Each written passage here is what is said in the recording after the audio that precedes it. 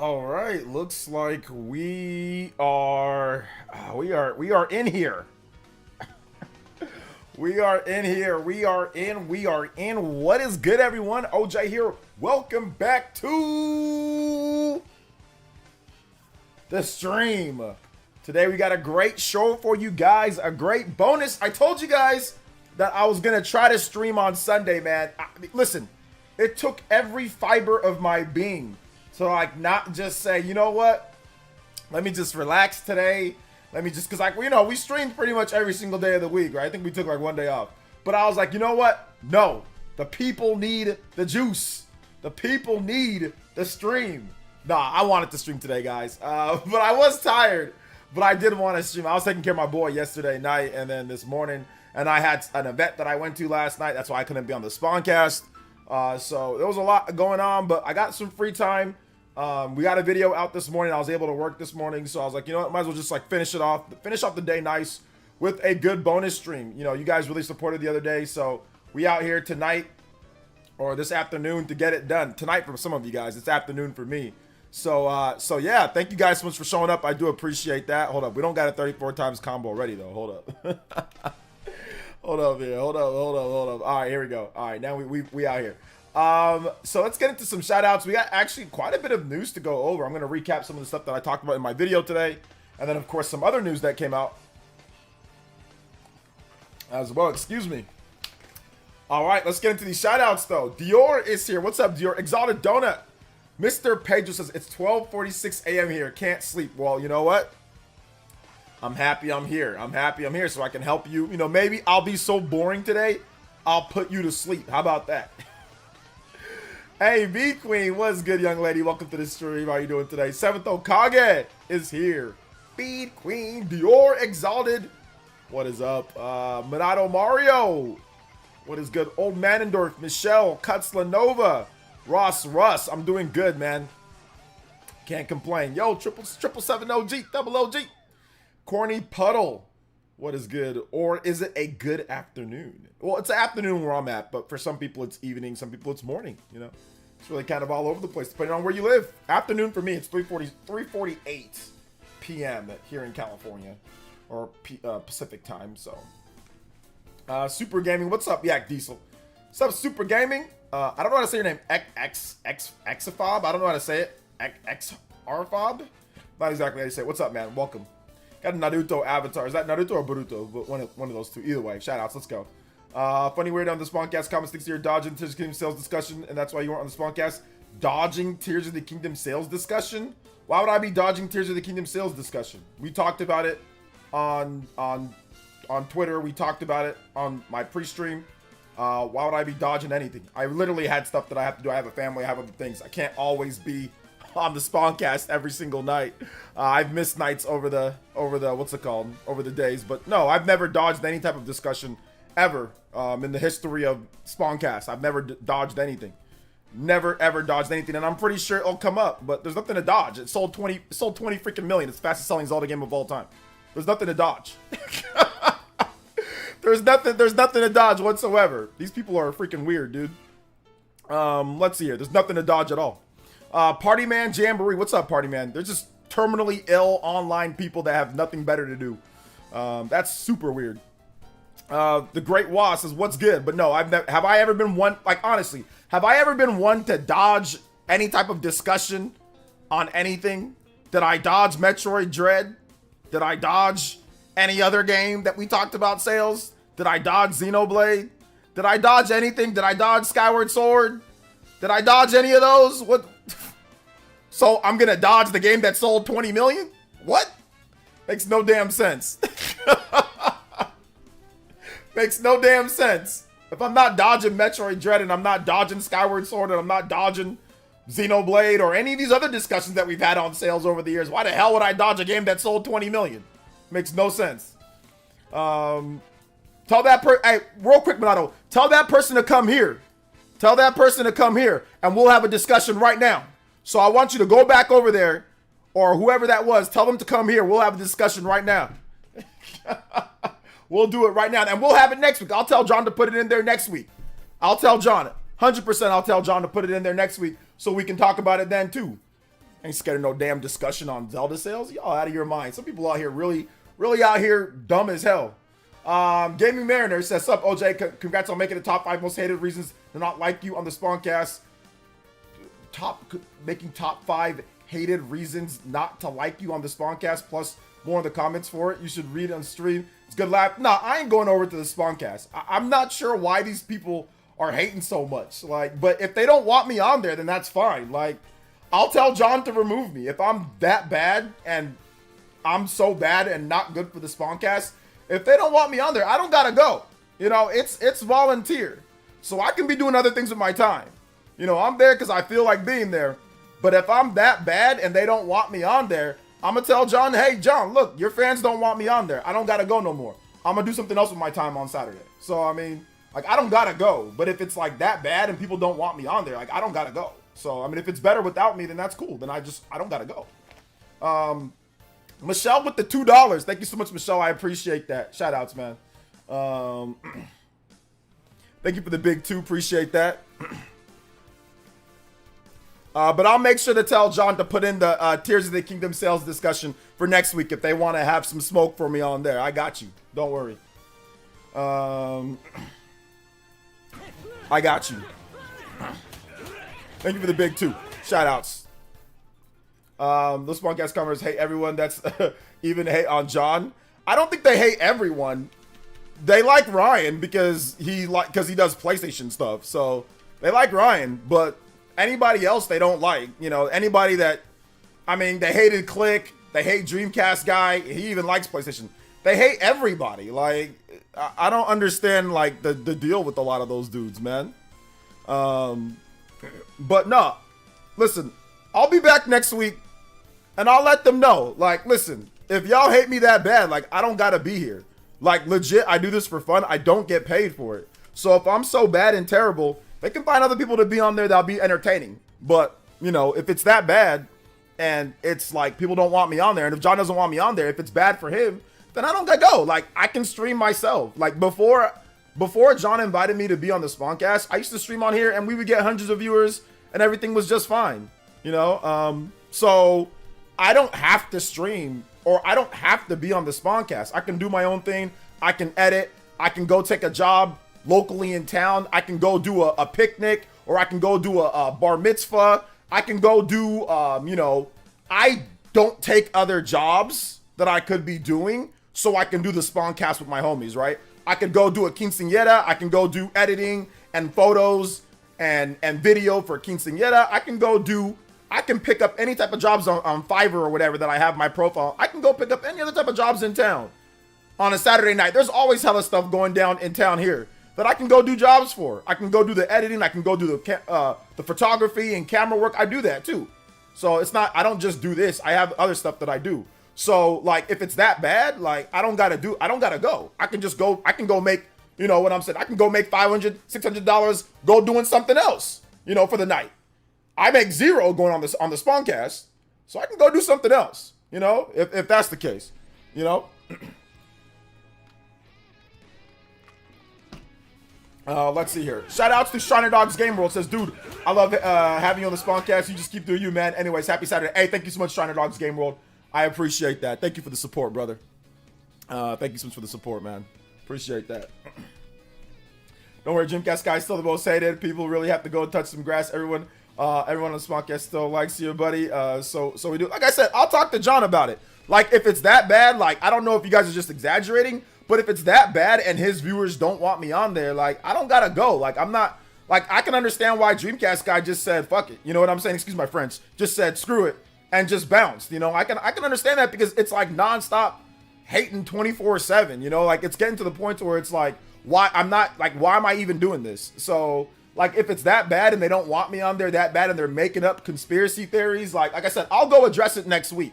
So I'm gonna do whatever I can to be on there next week. I'll try to make sure that I clear my schedule, that I don't got nothing I'm doing next week. So I'll be on there and I'll address every single point. But like, if they don't want me on there, that's fine. I'll do something else. I'll go do something else. I don't gotta be there. I'm there because John's my friend and he wants me to be there. But you know, like, I'll talk to John about it. You know, we'll talk and we'll get it situated and taken care of. So, Shout outs to Loot Boxby Senpai. Thank you for the Twitch Primes, his monthly Bezos Bucks. Hey, I appreciate the Bezos Bucks, man. Appreciate that. Shout outs to Shriner Dog. You're now the Hokage and Stream Ninja. Thank you for the $5. Anybody does 5 or more, you can beat up my man Shriner Dog on the board. Thank you so much, Shriner Dog. Appreciate that. I don't think anybody deserves any type of like constant verbal abuse, no matter like whatever they say. It's about video games. In my opinion, ain't nobody deserves any type of constant abuse because they don't like Xbox or they don't like Nintendo or they don't like Sony. Like, nobody deserves that. It's video games. Like, it ain't that big of a deal. You know what I'm saying? Like, it ain't that big of a deal. But you know what? At the same time, like, I also aggravate people, so it's fine by me. I have no problem. I've said this before, I'll say it again. I have no problem being considered the villain. If they think I'm upset or if they think I'm whatever or whatever the case is, like, if they don't like me, then that's fine. You know, I have no problem being the villain. But if it's really that bad, like if they don't want to embrace, you know, having someone that they don't always agree with 24/7 or like everything that comes out of their mouth, like if it's that bad to the point to where they're going to make up I'm ducking sales discussions and all this type of nonsense, like if it's that bad, then yeah, then I don't got to be there. I'll go, like I said, I can do my own stream or I'll go do something else. Like I can go work, do something else. Your boy is sitting okay over here. I don't need to be on there. I do it because John's my friend and he asked me to come on. That's it. But I don't do it for his viewers. I don't do it for those people. I do it for John. So let's just make sure that I don't do it for the Spawncast viewers. I do it for John. Like I do it for my RGT. I do it for, you know, when Click was on there. I do it for Dreamcast Guy. I do it for Evan. I do it for the people that I consider my friends. I don't do it for his viewers, you know? I do it for my friends. I fight for my friends. I do stuff for you guys. You guys are the people that come through to here. That's who I'm like, okay, I do this for. You know what I'm saying? Like I do it for you guys. I don't do it for anybody there in the comment section. That's why I don't look at the comment section. That's why I don't go to the comment section. I don't give a damn about the comment section. Like I don't look at it. I used to look at it when they were cool, but like I said, I make a joke about, you know, what was it? I make a joke about PlayStation trophies, and they over here going ballistic about that. You know, everybody else can make jokes and it's fine, but I make a joke and it's a problem. It's a big deal where people are calling me out and saying you doubled down on it. When I make a joke, a simple joke about collecting trophies, like, dude, what? What is all this nonsense? But no, I'll be back next week. I'll make sure that I'll be back next week and we can discuss anything. You know what I'm saying? So yeah. So yeah, we can discuss anything when it comes down to it. It's all good. It is all good. Shout outs to Simeon Coin with the big 100 core crystals. Since OJ, I fell asleep on JoJo Friday. It was 11:44 p.m. in the East Coast where I'm at. I had to hear this song, Secret of Mana PS4 remake, Leave Time for Love. All right, I got you, brother. Thank you for the support, man. I appreciate it. I'll get that going for you. I'll get that going for you. Shout outs.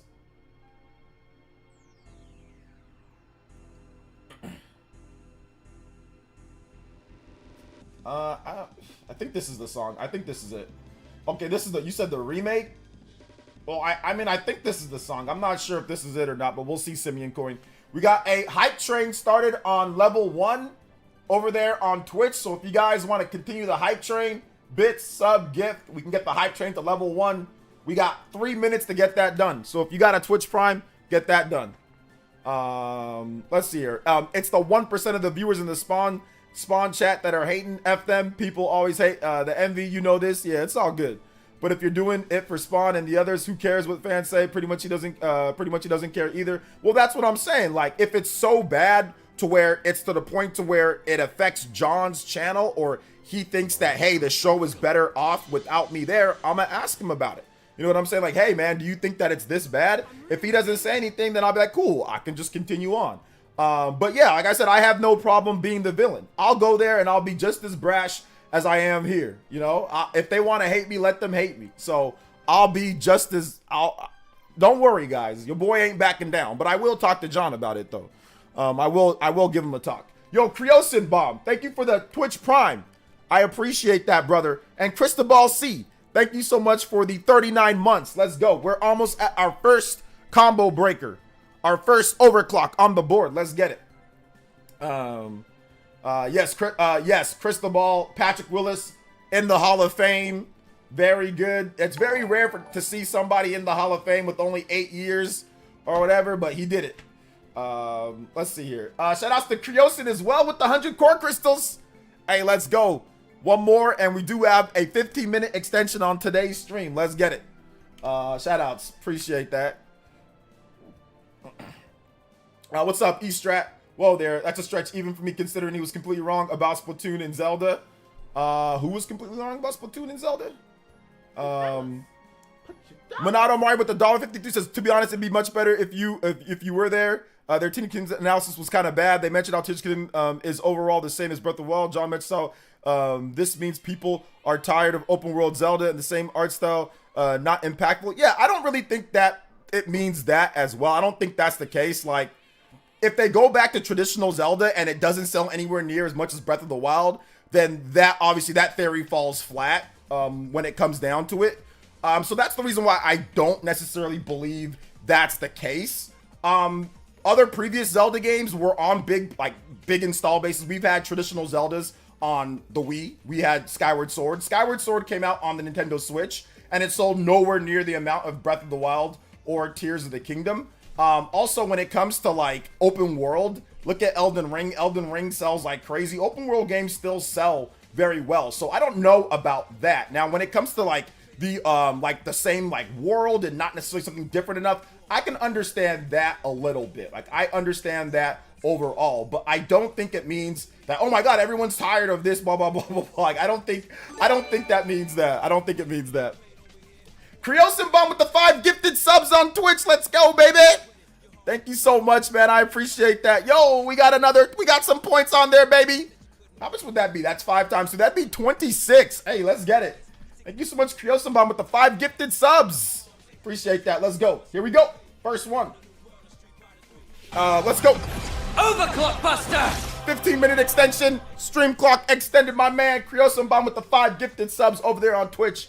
Hype Train level 3. Oh, we went right past 2 and went to 3. Let's go, guys. Hit that like button. Let him know. Shout outs to the Gift Ninja, my man, Creosin Bomb. Let's get it. We got 4 minutes to get to Hype Train level 3. So we got 4 minutes. We got a new record. Let's keep it rolling over there if you can. Let's get it. Shout outs to Creosin Bomb. Let's get it. Creosin Bomb. Thank you for the 5. Appreciate that. So, for example, we've had other games that have came out, you know, are people tired of, I don't know, like Spider-Man? You know, Spider-Man came out. It didn't sell as much as the previous Spider-Man game.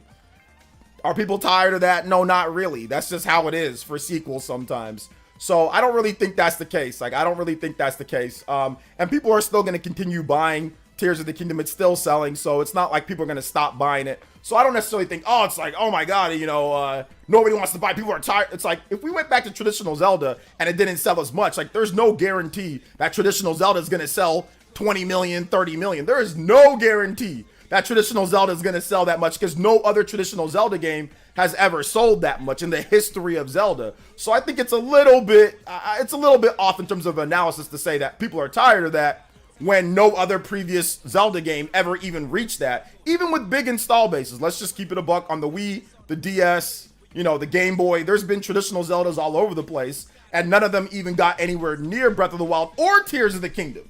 So I don't really think it's necessarily like, oh, well, if it's traditional Zelda and goes back to that, then all of a sudden it's going to sell 30 million? I don't think so.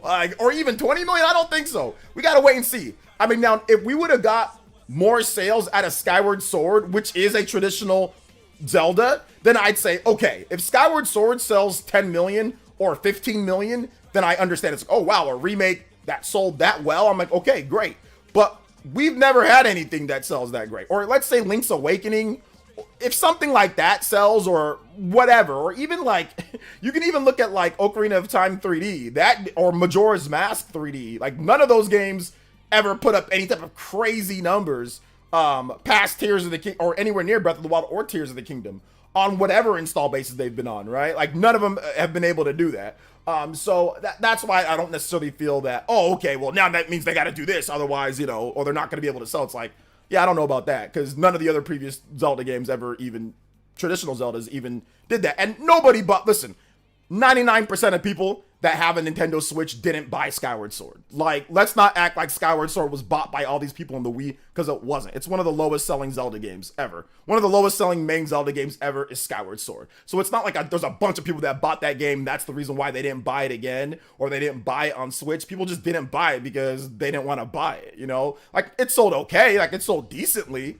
But it's not like, you know, it sold like crazy numbers or anything. Like, it put up like crazy, like big numbers. Now, this next big Zelda game that comes out, let's see how it does. Like, let's see what they do with it and let's see how it is. But I doubt it's going to go back to what people are really, really, what hardcore Zelda fans are wanting, or traditional Zelda fans are wanting. I doubt it's going to be just like that, because why would you go all the way back to that when Tears of the Kingdom and Breath of the Wild have outsold every other traditional main Zelda game combined? It makes no sense to completely go back to that. So that's the reason why. That's my analysis, at least. Like, I gotta see more proof that traditional Zelda can even put up the numbers that Tears of the Kingdom did before I sit here and say, oh yeah, just go all the way back to that. Based off of what? Because Skyward Sword didn't move the needle for that. And that, you know, and that game ran at 1080p, 60 frames per second, no frame rate issues, nothing like that. It had complete, you know, you had motion controls, you had regular controls. I mean, there was everything there for that game to put up 10 million plus, even as a remaster, and it did it. So yeah.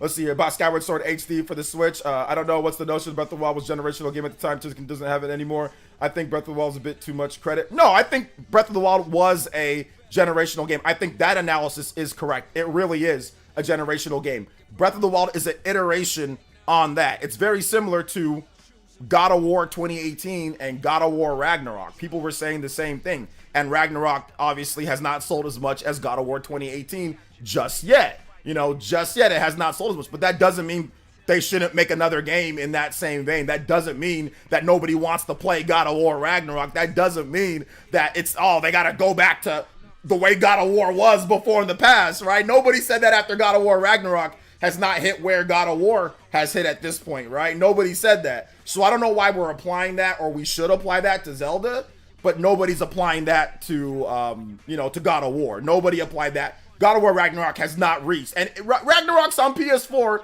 and it's on PS5, and it has not hit the sales of God of War 2018. And I don't hear anybody saying they need to go back to how it was with God of War 1, 2, and 3. Everyone's like, oh, well, it was great.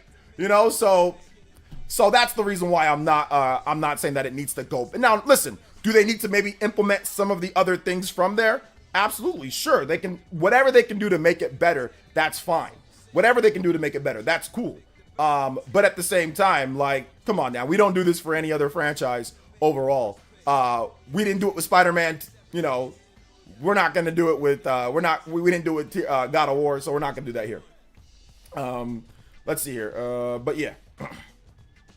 Let's see. That was about GBCast. I spoke misinformation about Splatoon. The whole why people are willing to pay 70 for Tears of the Kingdom despite being regarded 60 frames per second standard gatekeep. Oh, okay. I got it on sale. What'd you get on sale, Iviga? Hey, what's up, man? Welcome to the stream, brother. Hey, what's up, BJ Switch? What's up, Richard? Oh, JD, Mr. Spawn Wave, RGT, don't do after show either. Yeah, I didn't. I missed the Spawn cast just because I was busy. I had an event that I had to go to, and I had to take care of my boy. But yeah. But don't worry, guys. I will bring all this up next week. If like I said, I don't know how the show was. I didn't watch the show just because I was busy. But yeah, I'll bring it up. We'll get it going. We'll get a good discussion going. Even if there's nothing going on, we'll get a good discussion. You guys know I don't back down from nothing. Let's see here. So yeah, I was gonna mention God of War Ragnarok. Words podcast praising that game a lot. Than Tears of the Kingdom. I don't know. I mean, I'm not really sure what people were praising more. I don't remember, to be honest. Let's see here. I don't remember. People's expectations were through the roof 6 years after Breath of the Wild created unreasonable expectations. Insane to think Tears of the Kingdom was a failure compared to Breath of the Wild. Yeah, it's insane to think that. Yeah. On top of that, like Breath of the, I mean, obviously Tears of the Kingdom has not received any type of price drop either. Breath of the Wild, I mean, it was $60 for a while, but you could definitely get Breath of the Wild for a lot cheaper, even like a couple years after it came out, right? So we have to wait and see. I think once Tears of the Kingdom kind of comes down a little bit from that 70 or that high 60s, comes down to about maybe 50, 40, 50. Like you can get Breath of the Wild right now for like $40 most places. Like you can get it, like if you look around, you could actually get it for way cheaper, right? So once the price comes down a little bit, once they get like probably like a next gen patch out, I definitely think more people are gonna buy. It's gonna be an evergreen overall. So yeah, and it's still the fastest selling Zelda game of all time. Don't get me wrong, I was wrong on the overall like impact in terms of like the initial sales. I thought it was going to do better faster, so I was 100% wrong on that one, but I was right on like, hey, opening up, fastest selling Zelda game. These are all things that I said that it was going to do beforehand. Obviously the sales at this point teetered down when it comes down to it, but I do think that people are waiting, one, for price drops, that's one thing, but also two, for the next Nintendo Switch system to play it on there, because some of the frame rate drops and all that. I think if you get that game running at 1080p 60 on the next Switch, I think that the sales get boosted up quite a bit. People that bought Breath of the Wild and haven't played Tears of the Kingdom yet, right? They're gonna buy Tears of the Kingdom, Yo,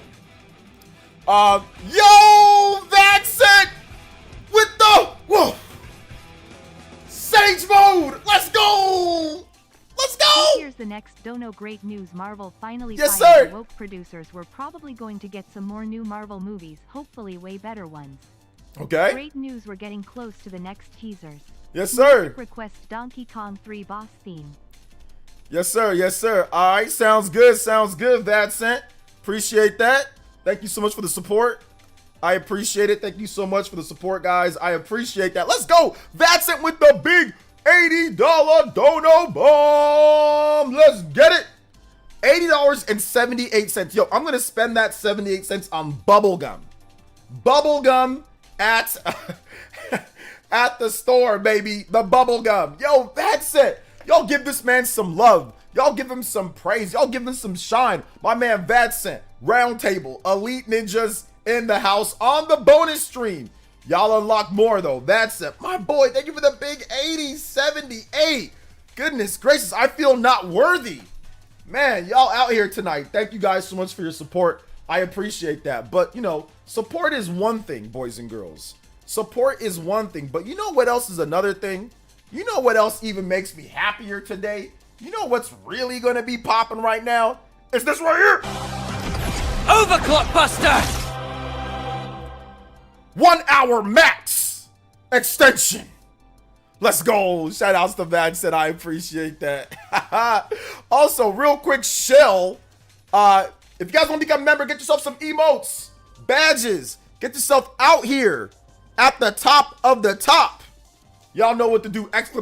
!member in the chat, all lowercase. Get signed up. We dipping near 500, which is okay. Summer goes down a bit. We try to build our elite ninja army back up. So if you want to become a member, get yourself some emotes, get yourself into our exclusive Discord as well. Y'all know what to do. !member, join up. It's only $1 a month. Let's get it. Shout outs. Thank you so much, my man Vincent. Appreciate you, brother. Appreciate you. 8 on the board here. 34. Oh my goodness. 34 out of nowhere. Wait, what the heck am I talking about? That's not 34. That's the old point system. That's a clean 80 points, bro. 106. 106. Let's go. Shout outs. Let's get it, baby. Thank you for the support, though, guys. I appreciate that. Let's go. Let's see here. No wrench for the round table. Oh, we got to give Vincent the wrench. Oh yeah, we got a year on the stream. We gotta give Vincent the wrench. Yes sir, yes sir. We out here. The wrench is coming. Tizeth wrencheth thee. There you go, my boy. Hey, shout outs, brother. Thank you, Vincent. I appreciate you, brother. We gotta get you the wrench. You've been here for a year plus. Plus you out here. Let's go. It's traditional Zelda, even traditional Zelda. Zelda is always changing. I mean, that's like what people do to discern the different Zelda games, like the types of games, right? But yeah, Zelda is always changing. That's the one thing. I still feel Zelda is Zelda, but a lot of people obviously feel differently. But yeah. DeAndre with the 361. What up, DeAndre? Can we get a shout out for my hero? I followed the series for 9 years, almost half of my life. Yeah. I started creating manga because of the series. Okay. It's been a big part of my life. Yeah. Shout outs to My Hero, guys. No spoilers in the chat. No spoilers at all. But shout outs to My Hero. It did wrap up. I'm still a little bit behind, but I'm going to get caught up. I'm going to watch the anime. And yeah, shout outs. It's over with now. Maybe there'll be something in the future. Maybe not. But either way, big love to everybody that worked on My Hero. Everybody that was influenced by it when you were a child. Growing up with it, I mean, the anime that I was influenced by back in the day that I have a soft spot in my heart for is like Mobile Suit Gundam and Vampire Hunter D and some of those, and Dragon Ball and like the old school animes, you know. So I know how it feels like to have an anime go and then end, you know, and the impact that it has on your life, you know, from a young adolescent to adulthood, right? So yeah, man, shout outs to My Hero. Legendary run. So yeah, says you can't pull the same trick twice in the same generation and expect same results. I mean, listen, guys, listen. Obviously, it didn't do as well, but once again, like, there's plenty of games that are also sequels. This is not the first time that we've gotten a sequel. I don't think it's any different from any other time that we get a sequel on a system, whether it's GTA, whether it's Spider-Man, whether it's God of War, whether it's whatever. So I mean, I don't get it, you know. I don't get it. But yeah, I mean, don't get me wrong. Yeah, it sold less. I mean, it did. There ain't no ifs, ands, or buts about it. It definitely sold less. But this is not the first time that we've gotten a sequel. Like, and we don't know what Nintendo's expectations were. We don't know what they were anticipating for the game. Like, we don't know if they were trying to sell 50 million or if they were trying to sell whatever. So everyone's just kind of putting their own, oh, well, it didn't sell like this, so therefore that. But once again, we didn't have this discussion with God of War. We really didn't have this discussion with God of War Ragnarok, which that's a cross-gen game, but you know, it is what it is, right? We didn't have this discussion with God of War. So I think it's interesting for sure. Let's see, what's up, OJ? How you doing today, buddy? I like your video. Let's see. So what did I miss so far? You didn't miss anything, my man. It's all good. Yeah, the manga is done. The manga is done. The story's wrapped up, bro. Story's wrapped up. But yeah, I felt that it would do better. So yeah, absolutely. But like I said, let's see if they go back to whatever people are saying that they should go back to, and it doesn't do as good. Then what? Then what's the excuse now? You know what I'm saying? So yeah. Let's see. Side note, saw your video about Fate Extra Record. It's technically not a Bandai Namco game, but the man gameplay gives Baten Kaito's vibe. Type Moon is focusing on S a lot. The game is definitely published by Bandai Namco. So it's a Bandai Namco game, if I'm not correct. So if it's published by Bandai Namco, publisher Bandai Namco, and developers Type Moon and Type Moon Studio BB. So Bandai Namco is the publisher of the game. So if they are the publisher, they are part of the game. Let's see here. If you told me 2018 that PS5 would only have 5 first-party exclusives, I would have laughed. Does it only have 5 first-party exclusives?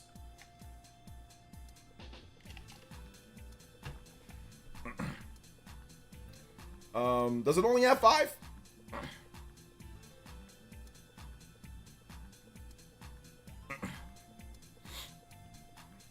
I'm doing good though, Mr. Davis. What's good? What's good? Let's see here. Ragnarok is on track to sell similar numbers to God of War 2018 though. Is it? Is it? Right now we know God of War Ragnarok has sold what? 11 million? Right? Right? It sold like what? 11? The last numbers that we got was God of War Ragnarok sales.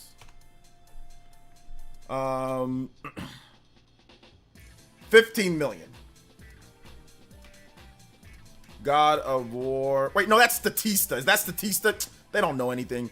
The official last sales numbers. Yeah, this VG charts. I don't know what Sony, as Sony said, shipped over 15 million. Okay. 15 million. So God of War 2018. God of War 2018. God of War 2018 is at 23 million. So there's about an 8 million difference. So Legend of Zelda, they're already saying with Legend of Zelda, everyone's already saying with Legend of Zelda, oh, it's not doing as good, it's not doing better, it's not whatever the case is, and that's about a what? That's about about 11 million difference. So we're seeing about an 8 million, so 3 million between the two.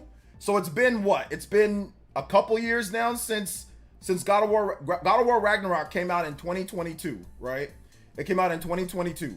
So Tears of the Kingdom and Breath of the Wild, Tears of the Kingdom came out much later afterwards, and they're already saying, oh, it's all this, that, and that, and that. So going by the same thing, if you're looking at it that way, then Tears of the Kingdom is on track to outsell Breath of the Wild as well, then, if that's the case. You see what I'm saying? So yeah. So then it's also on track to outsell it as well, you know? This is the about 16 to 17 million leaks, I'm pretty sure. Yeah, and like I said, so then if that's the case, God of War, what's God of War at? God of War is at 20 something. God of War is at 20 something million, right? God of War 2018 is at 20 something million. So we definitely should have had the same conversations in 2023 if that was the case. Before the leaks came out, we should have been like, oh, well, it's not on track. It's not doing it. You can't do this. The same conversation should have happened then, because it was definitely 10 million plus behind it at that time. You see what I'm saying? Despite launching on both systems. So that's what I'm saying. Like, we're 1 year and how many months away from Tears? I mean, we're 1 year and based on the sales numbers, right? June, the end of June, right? I think that's when the sales go. So we're one year and 1 month from the launch, and we're comparing it to obviously a game that came out 6 years ago or 7 years ago. So, and Horizon with how bad. I mean, we never said a damn thing about Horizon. We never said a damn thing about Horizon Zero Dawn. Everyone's like, oh, the graphics are great. I mean, people did say that they don't like the game. You know, there was that, but no, we never had any type of sales discussion about Horizon Forbidden West versus Zero Dawn or anything like that. You know, we didn't have a single one. But once again, that can be looked at as whataboutism. Zelda can be looked at as like a bigger game, can be looked at as more important or whatever the case is. But like I said, these type of discussions don't apply to we have not applied those necessarily to every other type of game. To like sequels, like we haven't had that discussion. From what I've seen, I don't think we've had that discussion. I mean, there's been some of that discussion out there, but it hasn't been a focal point of anything, you know? Hasn't been a focal point of anything. Especially like with the big Sony first party games, at least. Like, we really haven't had that. Like, we haven't talked, oh, well, I guess it's not doing this. It's like, and that's God of War, right? So I guess it's really just more of like a Nintendo thing, because Nintendo actually says their sales numbers all the time, so we can see it and critique it. So I get that, right? Like, because like Sony doesn't give sales updates all the time. Like, they'll just say it when they feel like it. So whereas Nintendo gives sales updates all the time on their games. Like, if it's in the top 10, we get sales updates. So yeah.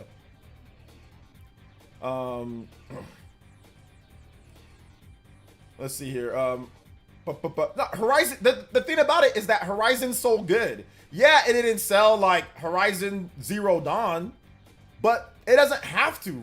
Like, that doesn't mean the game is bad. Doesn't mean people don't like it. It doesn't mean that they have to go back to how the first game was. It doesn't mean all that. It just means that right now it didn't do as well, or people bought something else, or maybe they're waiting for price drops, or whatever the case is. Like, it doesn't mean everything needs to change because you didn't hit where you hit with the previous game.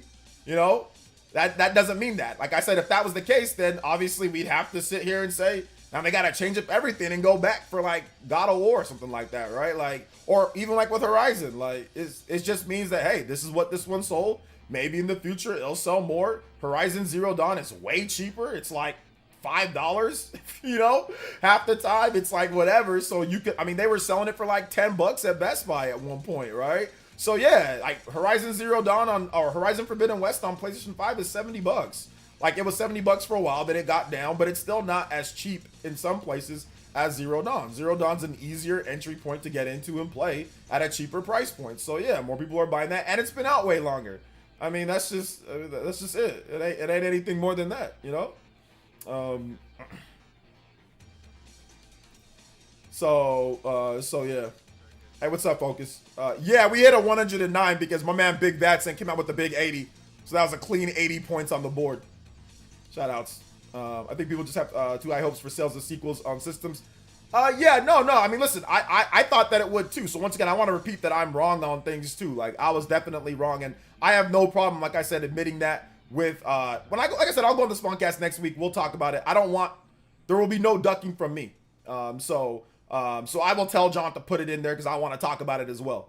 I'm not no punk, you know. It's like these people out here. So yeah, man. Yep, everything is again expensive. Better to save money and don't spend on necessary things. Switch 2 comes out. Yeah, I mean that's like another thing. Like Switch 2's coming out. There's definitely some people that probably bought Breath of the Wild or whatever, and said, hey, look, I'll wait to see what's happening with Switch 2, Tears of the Kingdom, and things like that. So like I said, let's see.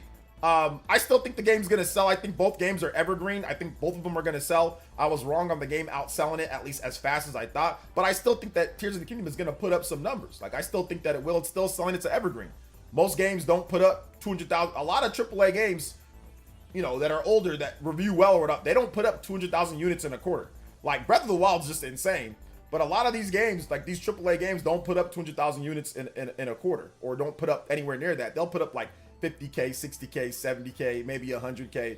But Tears of the Kingdom has been pretty consistent, putting up 200K, 300K, 200 and something K, whatever K, you know what I'm saying? So I think it's going to continue, and I think it's even going to get better once the Switch 2 comes out, and like, you know, we actually get like a good performing Tears of the Kingdom, like, to me. But hey, like I said, I can take the L for right now, but we'll see what happens in the future. And I especially think once price drops come out, I mean, Breath of the Wild, like I said, is cheaper.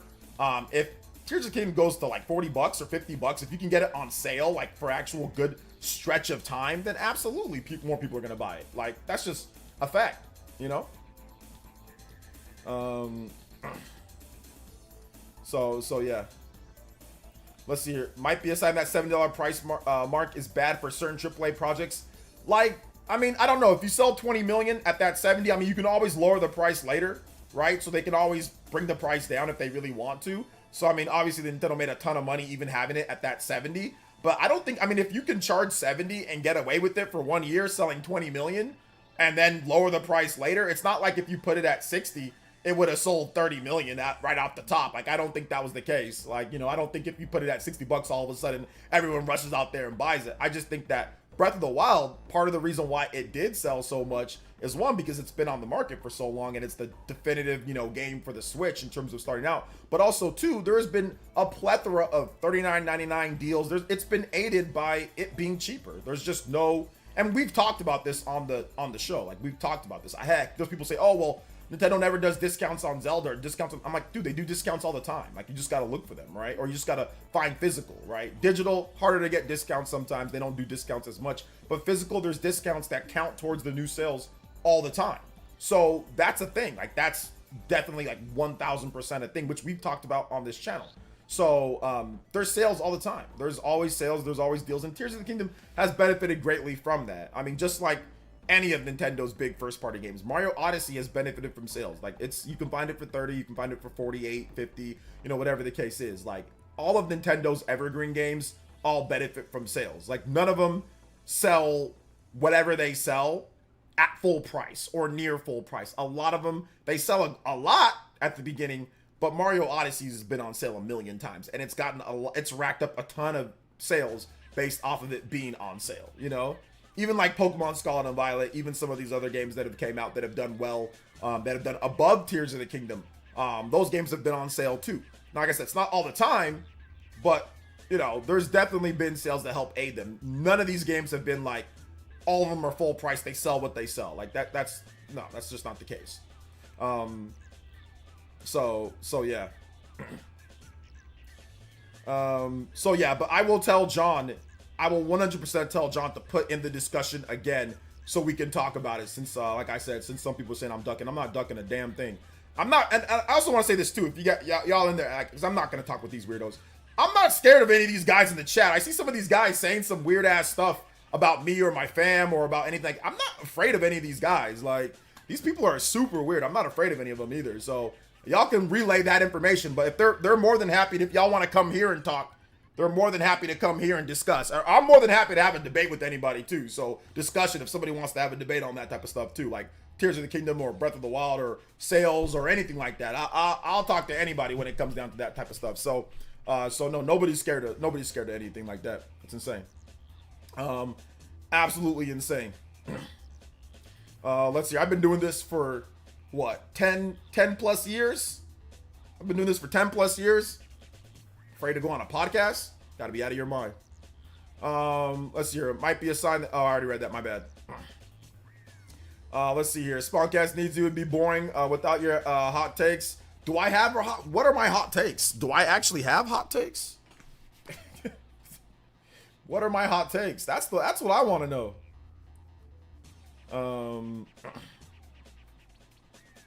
So yeah. Let's see here. Most of them are probably banned from your channel. They can email me. I got email. I got email. They can email me. I'm here. I mean, I got two. I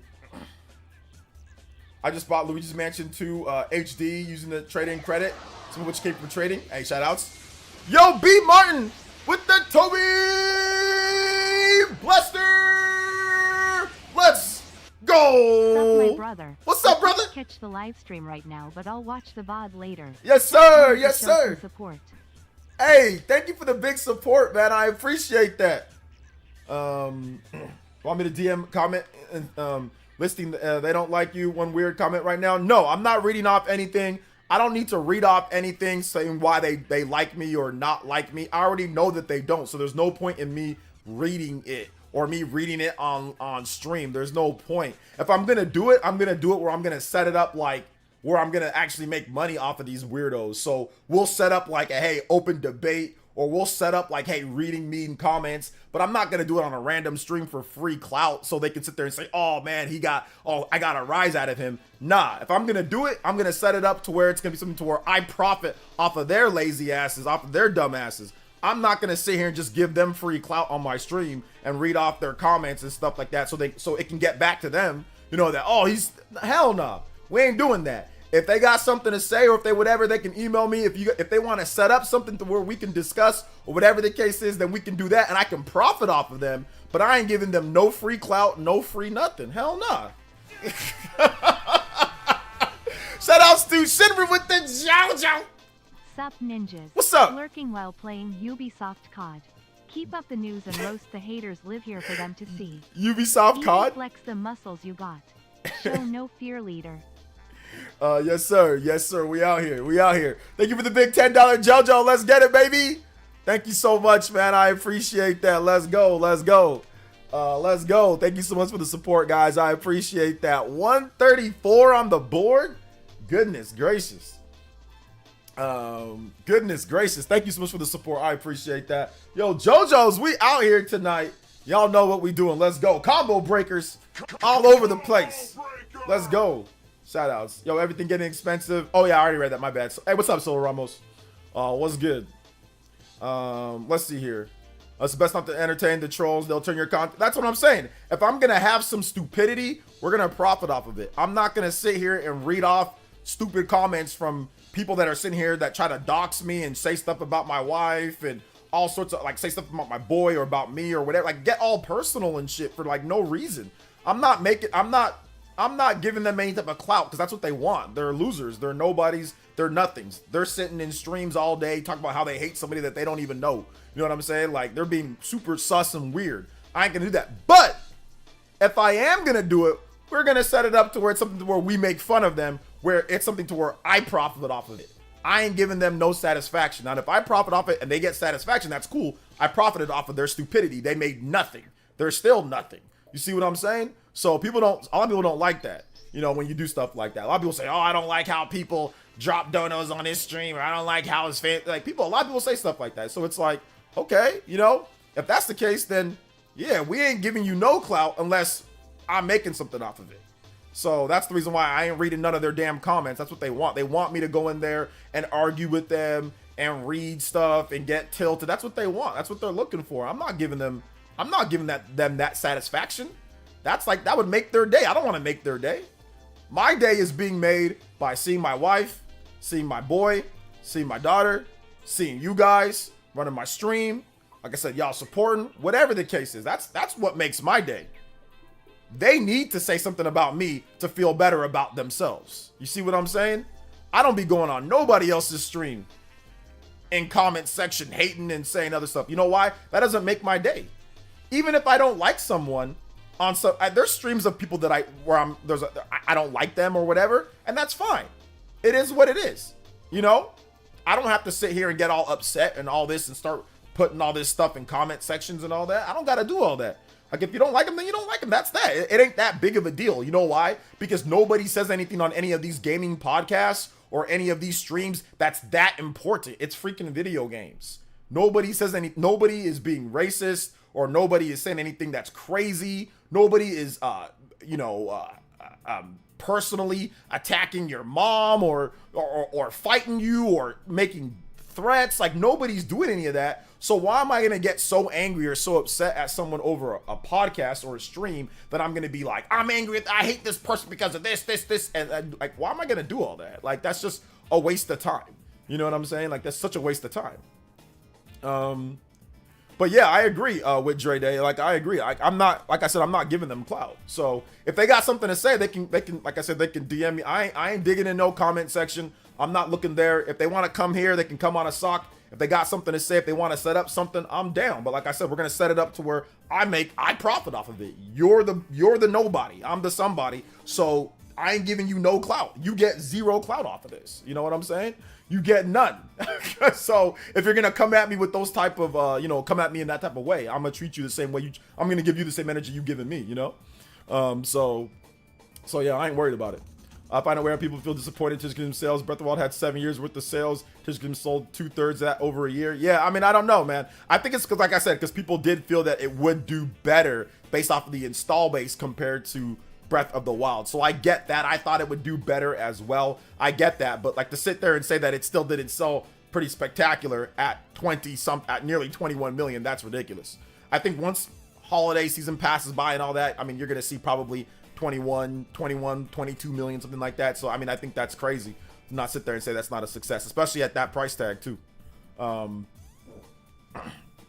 We all know what's going to happen. Most of them going to run away scared with the tails between their legs, continue to talk down on you in the comments. I mean, hey, that's fine. They can do that. Ain't nobody looking anyway. I'm not looking at the comment section, so they're wasting their time.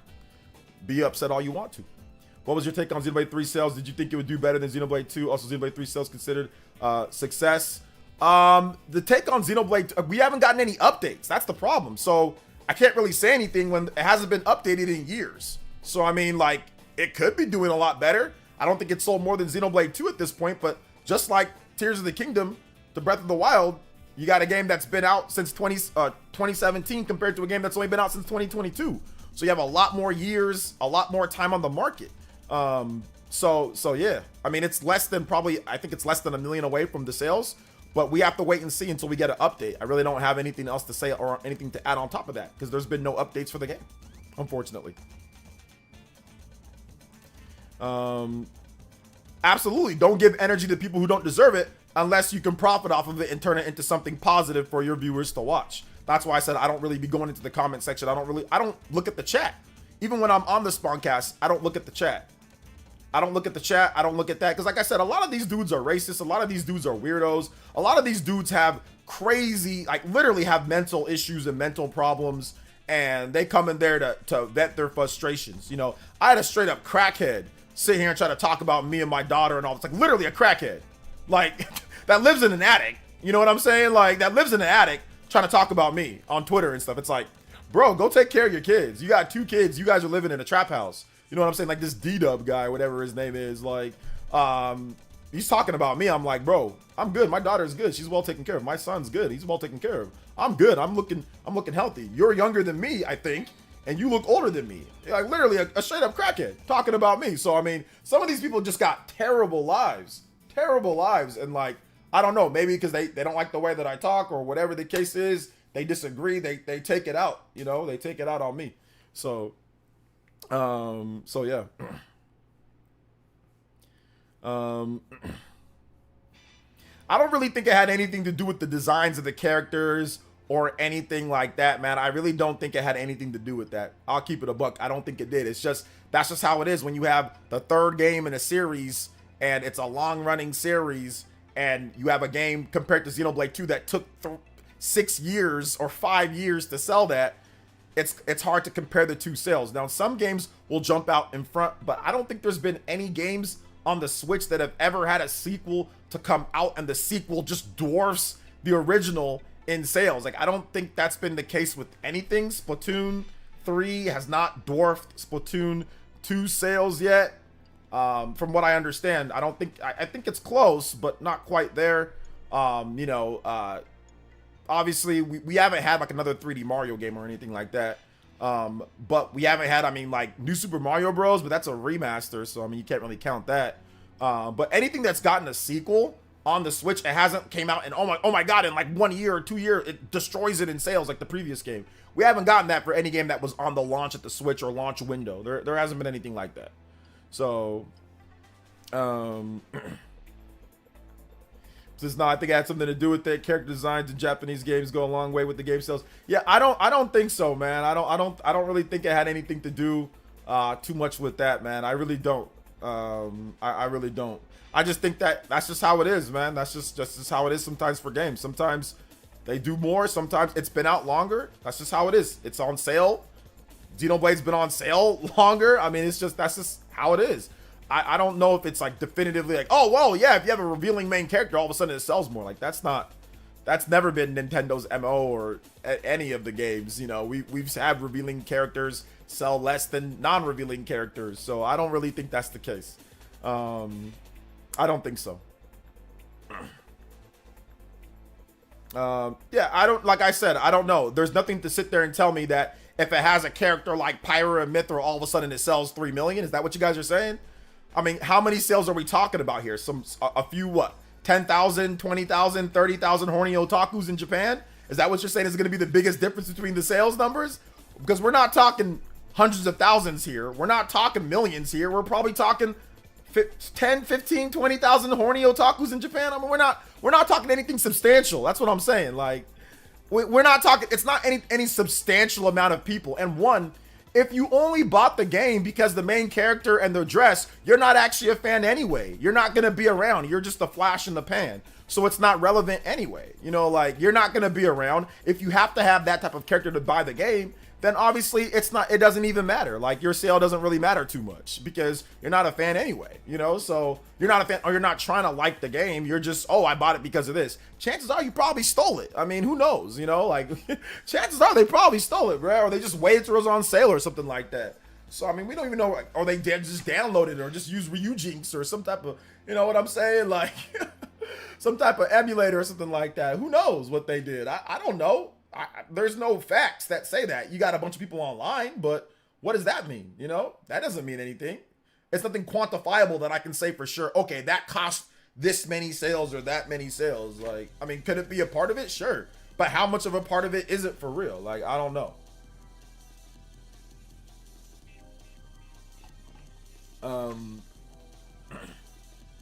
What's up, Dark Card? Welcome to the stream, brother. How you doing today? Case in point, Bayonetta. Case in point, Bayonetta. She takes her clothes off. She's naked on stream. Or on okay, where's everybody buying Bayonetta at, right? Bayonetta, everyone's gonna buy Bayonetta. Funny how Astral Chain doesn't do that. It doesn't have taken. Funny how Astral Chain outsold Bayonetta 1, 2, and 3 on the Nintendo Switch. Why did Astral Chain outsell it? It shouldn't have. Why did it do better? It shouldn't have. Bayonetta takes off her clothes. She has way more sex appeal.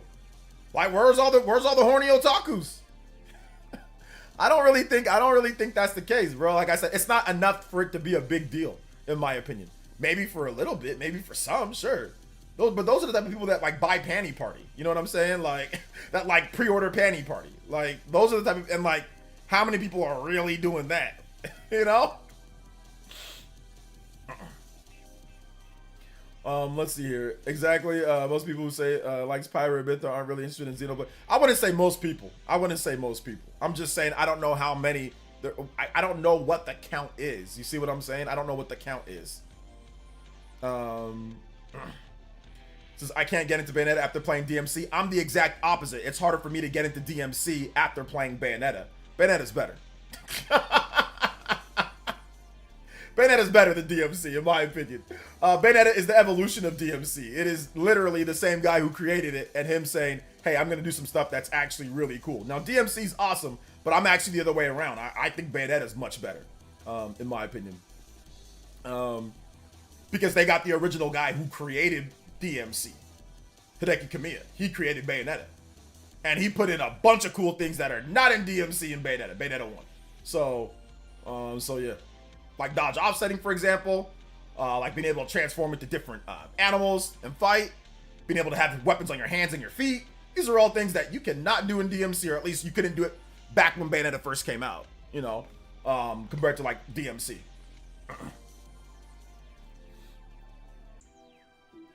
But it's all good. When I say character design, I mean appealing, not being horny, as in character artists. I don't know about that, bro, because like Xenoblade looked like Xenoblade, you know, like Xenoblade looked like Xenoblade. So yeah. The structure, it's the structure of the first game for me. We need 2 and 3 collection. 2 and 3 collection structure of the first game for you. What do you mean by that? And you need a 2 and 3. I thought you said you can't get into it. Why do you need a collection, a 2 and 3 collection of Bayonetta? Why do you need a collection of Bayonetta 2 and 3 when you said that you can't get into the games that they're playing DMC? What do you need a collection for? You can't get into it. So what's the point of having a collection for you? You can't get into the game. I'm not saying that there shouldn't be. Maybe there should be a 1, 2, and 3 collection. That'd be awesome. We have a 1 and 2 collection. We do not have a 2 and 3 collection. Maybe we should have a 1, 2, 3 collection. Maybe we will have a 1, 2, 3 collection with the Nintendo Switch 2. So yeah. I also think Xenoblade Chronicles 2 doesn't have as much controversy compared to Xenoblade Chronicles 2 is another reason why. I don't think that's it either, man. I don't think that's it either. I just think that's just how, once again, when you have constant sequels, sometimes it's tougher to sell when you have constant sequels, especially after when you're comparing sales from a game that's been out for 6 years and been on sale for multiple years compared to a game that's been out for 1 year or 2 years. I don't think it's any type of thing outside of that. The sales haven't stopped. The game hasn't stopped being on sale though. Like, I don't really think it's anything more than that, in my humble opinion. Otherwise, we can start making excuses for every single sequel that doesn't do as good as the previous game. And there's been like a billion. We can start saying, oh, well, it doesn't have this, or oh, well, that. It's like, no, that's just how it is sometimes, bro. Like, things are just the way that it is, the way that it is. That's it. So let's see here. So Final Fantasy counts. Final Fantasy, it's not a sequel. It's separate entities in each one. Like, it's separate entities in each one overall. Now listen, heck, I thought Rebirth was going to do good. Like, I thought Rebirth was going to do better than it did because of the quality of the game, you know, because of the quality of the game overall. I thought it was going to do just better, but each Final Fantasy is just a different separate entity. It's not like it's we're doing sequels. Now, if you're looking at like Final Fantasy 13 Lightning Returns, yeah, that's what happened in that. I mean, the quality of those games went down and down, or at least more like it was but it was controversial. Then that sold the most though. That one sold the most. Final Fantasy 13 out of that trilogy of games, that sold the most. And I guess you can say maybe it was the worst one, or it was the second to worst one. I think people largely agree that Final Fantasy 13-2 is the best one out of the trilogy. But I mean, some people say it's not. I don't know. But once again, like, sometimes things just happen for what it is. Yeah, sometimes you can say, hey, maybe this is the reason why, or that was the reason why, or this is that. But at the end of the day, like, you can make a million excuses, like, for this and that. And to me, it's not necessarily about that. It's not necessarily about that with every single game, you know? Let's see here. Careful, OJ, you cannot compare FF7 to FF16. Yeah, I know, I forgot. My bad. Seen a couple places in sequels, Spider-Man and Spider-Man 2, God of War, and Ragnarok. Seen it with a couple. Yeah, I mean, like, Nick 93, we were talking about that earlier. Yeah, just sometimes it just does less. That doesn't mean that nobody wants the game or nobody they gotta go back to something. That doesn't mean all that. It just means like, hey, that's what it is for this one. Let's see what they do for the next one. Maybe that will do different. Maybe they'll do more. Maybe they'll put in things that get people to buy it more. I don't know. Maybe they won't do $70 for the next Zelda game. Maybe they'll do 60 and say, hey, look, we're gonna go with that. Maybe they feel that was the way. I mean, I don't know. Like, there's a lot of different things that they can do, right? Maybe they have a different gameplay edge or angle. But like, let's see. When the next Zelda game comes out, and let's say they could, I hope and pray that it's traditional Zelda. I really hope and pray that it's dead ass Tears or Ocarina of Time 2, or it's like freaking Twilight Princess. No innovation, same shit that we've gotten. Excuse my French. Same thing that we got. I hope it does. So when it does nowhere near as good as Breath of the Wild or Tears of the Kingdom, all of these guys can shut the hell up. Like, for real. I really hope it's the exact same thing as the old Zelda games. So all of them can just shut up. And I really hope it is. Like, I'm praying and I'm crossing my fingers. No, don't do any type of hybrid between Breath of the Wild and between old Zelda. Just do one that's exactly like it, but a different, new dungeons exactly like it. And let's see if it sells 30 million or 40 million, or let's see if it sells 20 million or 30 million. I hope it does. I hope it does. And if I'm wrong, I'll take the super L right now. And I'll take the L back. You know what? Hey, okay, there you go. Zelda's like, people like this. Go forward with it. Because, hey, look, they're going to be making money off it. That's good. We're going to get more games. Teams are going to get paid. Whatever the case is. So I hope they make one exactly like Twilight Princess and exactly like Ocarina of Time. Make it exactly like in the same vein of those. But like, obviously, like I said, different dungeons. Make it just like that. No open world stuff. No innovation, none of that. Make it just like that. And let's see if it sells 20 million or 30 million. Let's see. Let's see. So then these people can just finally shut up. Because, like I said, Skyward Sword came out, and I didn't see all these classic Zelda dudes coming out of nowhere to buy it. I didn't see, and the casual audience didn't come out to buy that. The people that bought Breath of the Wild and Tears of the Kingdom didn't come out to buy that. A lot of the kids that were 3 years old when that game came out and had no idea, didn't play Skyward Sword. They didn't go out there and buy that. That's traditional Zelda, right? At 60 frames per second, at 1080p. With no frame rate drops, no issues, no nothing. And not $70. And not $60. I mean, it was 60 MSRP, but you can get it for 50. You can get it for everywhere 50 at launch. I bought mine for 50 at Walmart. So that's what I want, man. I just want I want it to be exactly the same. Nothing new. Nothing new. I just want, and so when it doesn't sell 30 million like Breath of the Wild, then I'll be like, okay, you cried and cried and cried and cried and cried. You got what you wanted. See what I'm saying? There needs to be some type of evolution at some point. Sometimes you got to do some things new. It can't be the same damn thing every single time. Y'all acting like Ocarina of Time was the freaking first Zelda game. It was not. It was an evolution from what they did before. You know? Zelda did not play like Ocarina of Time and all that in Zelda 1 and 2 and Link to the Past.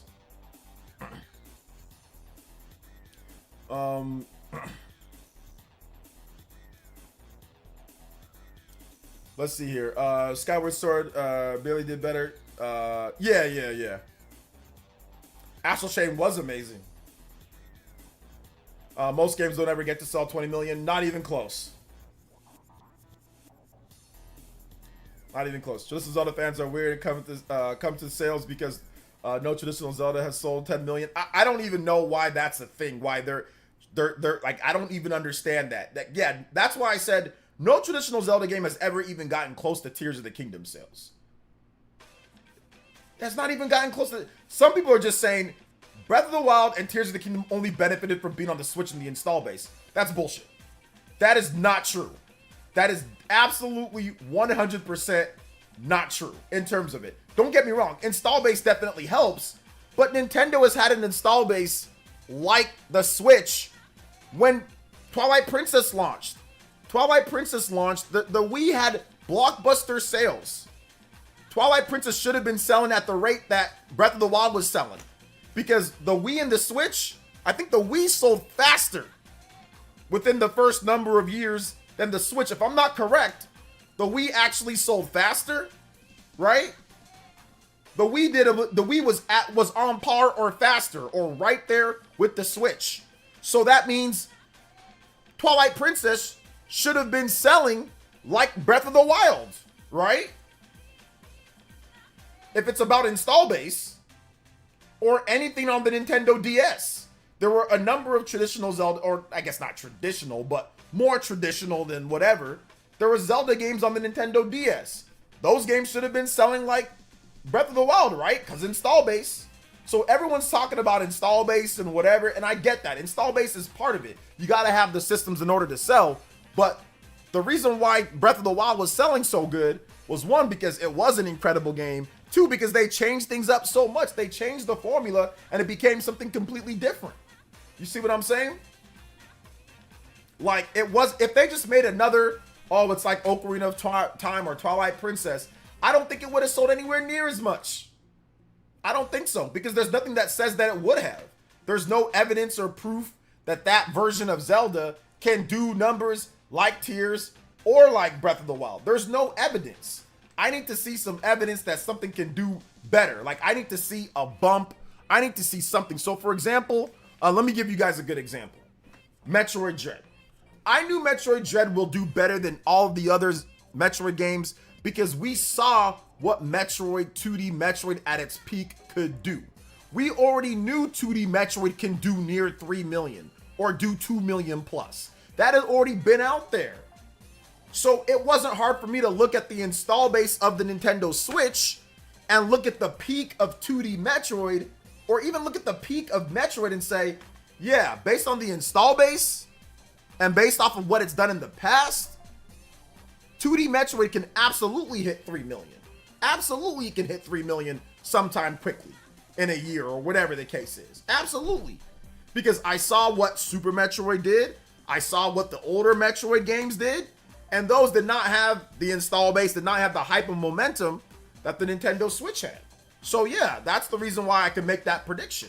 But there's nothing that tells me right now that all these people that are buying Tears of the Kingdom and Breath of the Wild are going to rush out and buy some traditional Zelda game that's not like what they bought Breath of the Wild and Tears of the Kingdom for. Like, there's nothing that tells me that. If they go back to that formula where Hyrule Field is just an empty wasteland with nothing to do for the shooting poles and stuff like that, and like getting heart pieces or whatever, like with nothing to do in the open world, not all the stuff that you can do, hunting and all this different type of stuff, all that physics and all that, like, okay, that's fine. But there's nothing that tells me that that's going to be some type of massive seller. What compared to Tears of the Kingdom and Breath of the Wild? What tells me that? We ain't never had any type of traditional Zelda game that's even gotten close to Tears of the Kingdom's bad sales, right? So I don't know. I don't see why. I don't see how that can be oh well, it's got to do this. They're gonna do better based off of what? Based off of, there's nothing that tells me that. I mean, I could be wrong, but I need to see a little bit more proof. That's all I'm trying to say. I just need to see a little bit more, you know. Let's see. I don't know why people are still fighting for traditional Zelda when Alnuma said that Zelda was stale. Because they don't like the new ones. That's the reason why. It's simple. It's the same reason why I say I think that Final Fantasy should go back to turn-based. Like, it's the same exact reason. I'm not saying that these people can't say it. I'm just, don't sit here and try to use Tears of the Kingdom as some type of scapegoat to get what you want. To act like, oh, okay, yeah, it needs to be like this because of 20 million in sales. But wait a minute, hold up, time out. I talk about Final Fantasy going back to turn-based because the old Final Fantasy games sold better. That's the reason why. I say it because they sold better. Final Fantasy 6, Final Fantasy 7, Final Fantasy 8, Final Fantasy 9, all those games did better.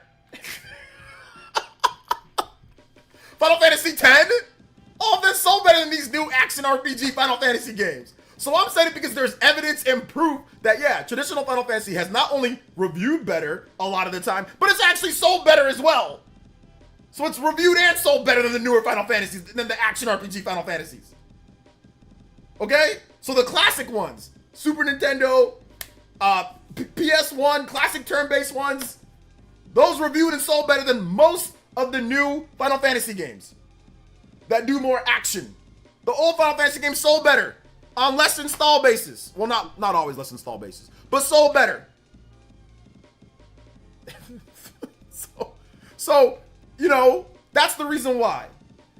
Some of these Zelda dudes talk about, oh, they need to go back to that. Go back to what? 7 million in sales? Go back to what? Go back to 8 million? That's fine. If you want what you want them to make it better, or you feel it'd be better that way, okay. But don't make up stuff. Oh, it only sold 20 million, so they need to go back to this. What the hell? That's better than every single traditional Zelda game. What are you talking about? What are you talking about, fam? Breath of the Wild and Tears of the Kingdom outsold every single traditional Zelda game that you say is better by a country mile. Final Fantasy 7, Final Fantasy 6, 7, 8, 9, 10, all of those Final Fantasy games, if you combine those sales, it absolutely smokes modern Final Fantasy in game sales. Like, destroys it. It's not even close. And the only reason why it's kind of close, because Final Fantasy 15 put up like what? How much did like a 10 million, 15 million? Something like that? Or not 15 million. I forgot how much did Final Fantasy 15 put up. That's the only reason why it's kind of close, because Final Fantasy 15. If it wasn't for that game, bro, old school Final Fantasy would absolutely demolish it in sales. Let me take a look. Final Fantasy 15 sales. 10 million. My bad. 10 million. So it's sold 10. And that's the only reason why it's close. Because Final Fantasy 15 put up 10 million units. Actually, it's not even close. That's the only reason why it's even somewhat in the ballpark. You remove that, bro, it's not even close. It's not even close.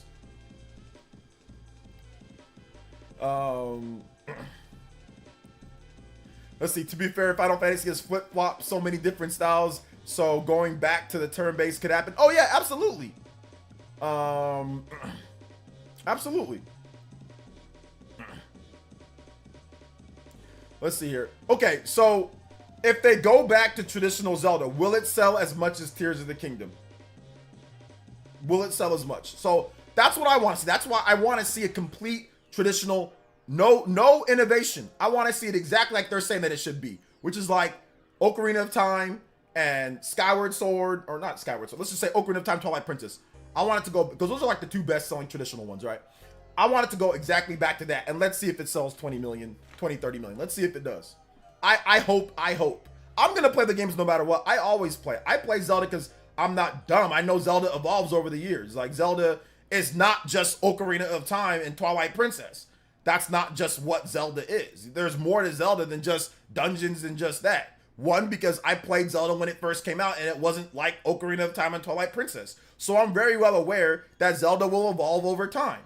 Zelda will evolve. They will do new things. You know, they will try out different stuff. There's going to be different stuff that they do. Maybe you like it. Maybe you don't. Whatever the case is. It's still Zelda at the end of the day. But a lot of people don't feel that way. That's fine. You don't have to feel that way. A lot of people did not grow up with real old school Zelda. A lot of people grew up in the N64 era. A lot of these people are doing, they like the N64 the most. N64 was like one of their favorite systems. They bend over for the N64. That's fine. Whatever the case is. I grew up with the NES. Like, NES was my system. So I grew up thinking that Zelda, the original Zelda, and Link to the Past were like the greatest things ever, right?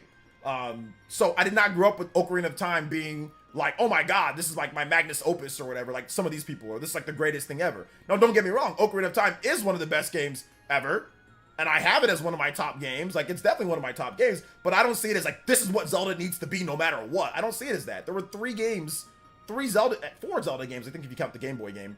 But there were multiple Zelda games before Ocarina of Time was even a thing. So it's not like they went straight from Zelda 1 to Ocarina of Time. And oh my god, now it's just Ocarina of Time. There was a bunch of Zelda games before Ocarina of Time. That is not the be-all, end-all with Zelda. And a lot of these dudes that are saying this, that's their be-all, end-all. Zelda is based off of this and this only, Ocarina of Time. And it's like, the NES game, the Super Nintendo game were not like that at all. Like, no, there's many different ways to do Zelda, you know? Let's see here. Simeon Corn with the 100 core crystal says, I definitely agree, OJ. Old school Final Fantasy is better, including SNES version. My music request is Final Fantasy V, Walking the Snowy Mountains. Okay, shout outs, let's do it. I got you. Walking the Snowy Mountains. Let's do it, baby. I got you. Thank you for the 100 core crystals. I want no innovation, no nothing. No good open world, no nothing. Just make it exactly like Ocarina of Time. Make it just like it. Let's see what happens. They'll sell 30 million, right? Let's hope so. All right, let's see. Let me get that music for my man, Simeon Coin. Thank you for the core crystals. Do you... I mean, I think Final Fantasy 16, if it was multiplayer, I definitely think it could have done better. But the install base just wouldn't... I guess the install base just wouldn't be there. But, to keep it fair, a lot of other Final Fantasy games did launch with lower install bases, but still did better. You know? Like, let's say, like, Final Fantasy... what was it? Final Fantasy... I think Final Fantasy 7... Or not Final Fantasy 7. Final Fantasy 10. Final Fantasy 10 came out... I'm not sure where the install base was for the PS2 at the time, but I know it wasn't like super high, and that game still came out, did better, you know, from launching on. So yeah, but it's all good though. Like, I don't know, man, it's weird. But no, man, I can't wait to get in. Like I said, I am going to. It is gonna be fun at the Spawncast next week. I am gonna be full villain mode. Don't worry, I'll have a. I'll come in a certain way. We're gonna go full villain mode. We're gonna go full villain mode. Don't worry. y'all gonna like me showing up there. Let them know.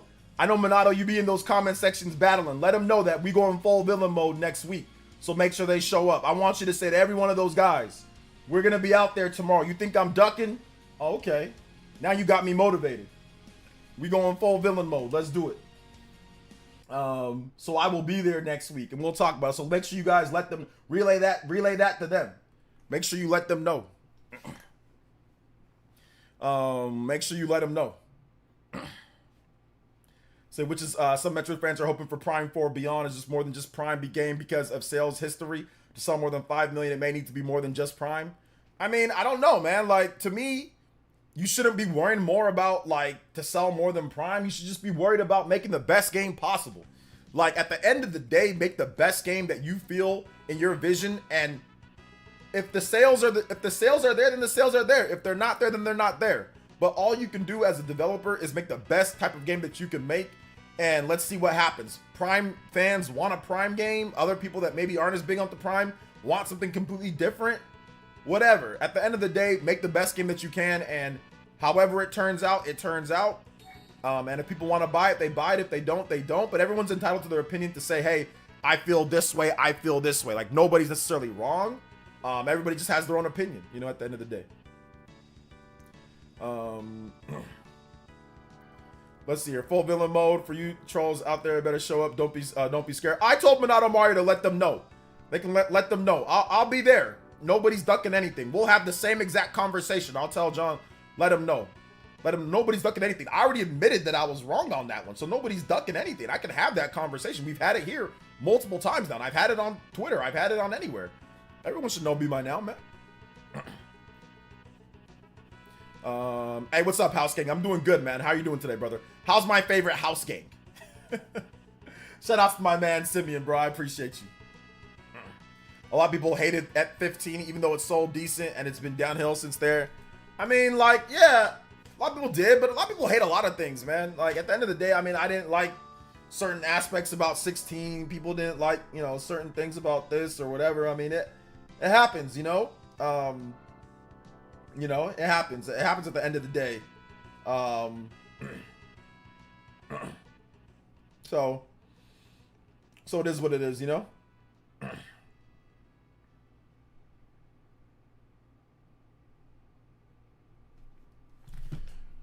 Let's see here. OJ might be ready for 5 plates on leg press. You might be ready for 5 plates on leg press. I'll be honest, man. I don't like leg press machines. I don't like assisted weights. I like to do free weights only. I feel that assisted machines are good, but they give you a false sense of strength, in my opinion. But that's just my opinion. I'm not trying to, I mean, listen, I want to give you, first of all, shout outs for 5 plates. That's good stuff. But I always feel that, like, you know, assisted weights, there's a time and place for them. But I feel that, like, you can put up that amount of weight because it's like, it's assisted, you know? So I always feel like if you can, not everybody can, But if you can, do free squat. You know what I'm saying? Do free squat. Do, you know, do actual free weights. That way to me is a little bit better. But once again, hey, congrats on the 5 plates though. Congrats on the 5 plates.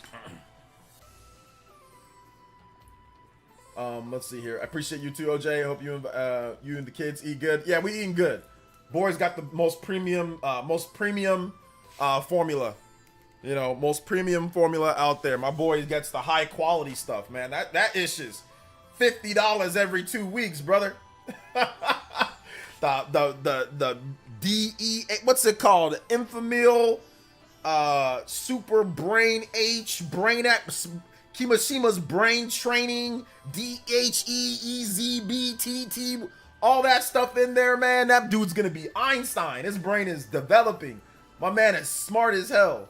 So he's got the most premium, best quality formula. He's got the best quality food. He's got the best quality water. This dude's drinking premium, you know, pure water mixed with that formula, bro. I didn't get none of that when I was a kid. I didn't get that, bro. We just had well, I mean, obviously breastfeeding. My wife breastfed as well. My mom breastfed as well, which is good. But then after a certain point, you stop breastfeeding, right? I just had milk, bro. It just said milk on there. I don't think there was any type of... It was just milk or just formula. There was no name. It was just formula. We didn't get all this premium stuff, bro. We didn't get that. So the boys eating good. The boys eating good. I mean, my wife, we eat organic now, bro. I didn't eat no organic when I was younger. So everyone's eating good, man. Everyone's eating good. Everyone's taken care of. So I appreciate that, man. I appreciate it. Hopefully all of you guys are doing good. But the family's good, man. Everyone's good. Like I said, I had to take some time. We had a little event yesterday. That's the reason why I couldn't be on the Spawn cast. Because like I said, sometimes you got to take one for the fam.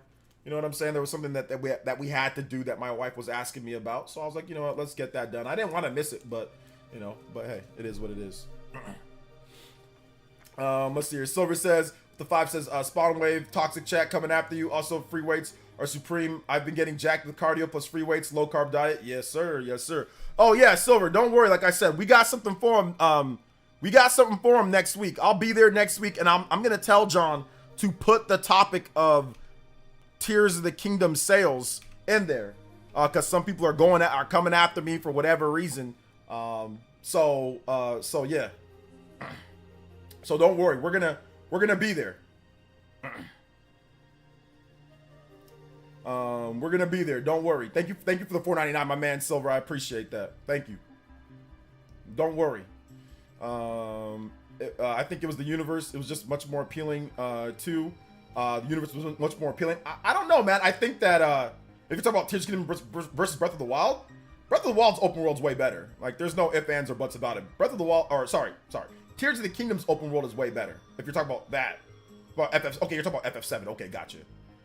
They just don't like you being right, so they're throwing a fit. Well, I was wrong on the Tears of the Kingdom stuff. I was wrong on the initials. On the long-term sales of it outselling Breath of the Wild faster than... I mean, I was right on the initial sales. I said, hey, it's going to be the fastest selling, game. It's going to sell 20 million units pretty quickly. Like, I was right on all that, but I was wrong on the extended sales when it comes down to it.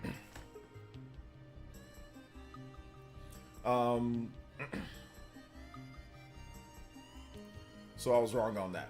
But I was right on a lot of other things with it, but I was wrong on the extended sales of it. I mean, some people felt that it wouldn't even do better than Breath of the Wild at the beginning. Some people felt that it wouldn't. I mean, not everybody. Most people felt that, yeah, I was going to do strong at the start because of the hype, Also, did you enjoy Visions of Mana demo? I thought it was all right, but I stopped playing right in the middle of it because I'm still doing my SMT5 review. I'm still working on that. Hey, shout outs, Vadset. Assisted machines tend to be safer when you're on your own. Absolutely, assisted machines are definitely safer on your own. I recommend, whenever you do free weights and all of that, I recommend not doing super high weight. I recommend doing a good amount of weight or low weight and a lot of reps. So that's what I recommend.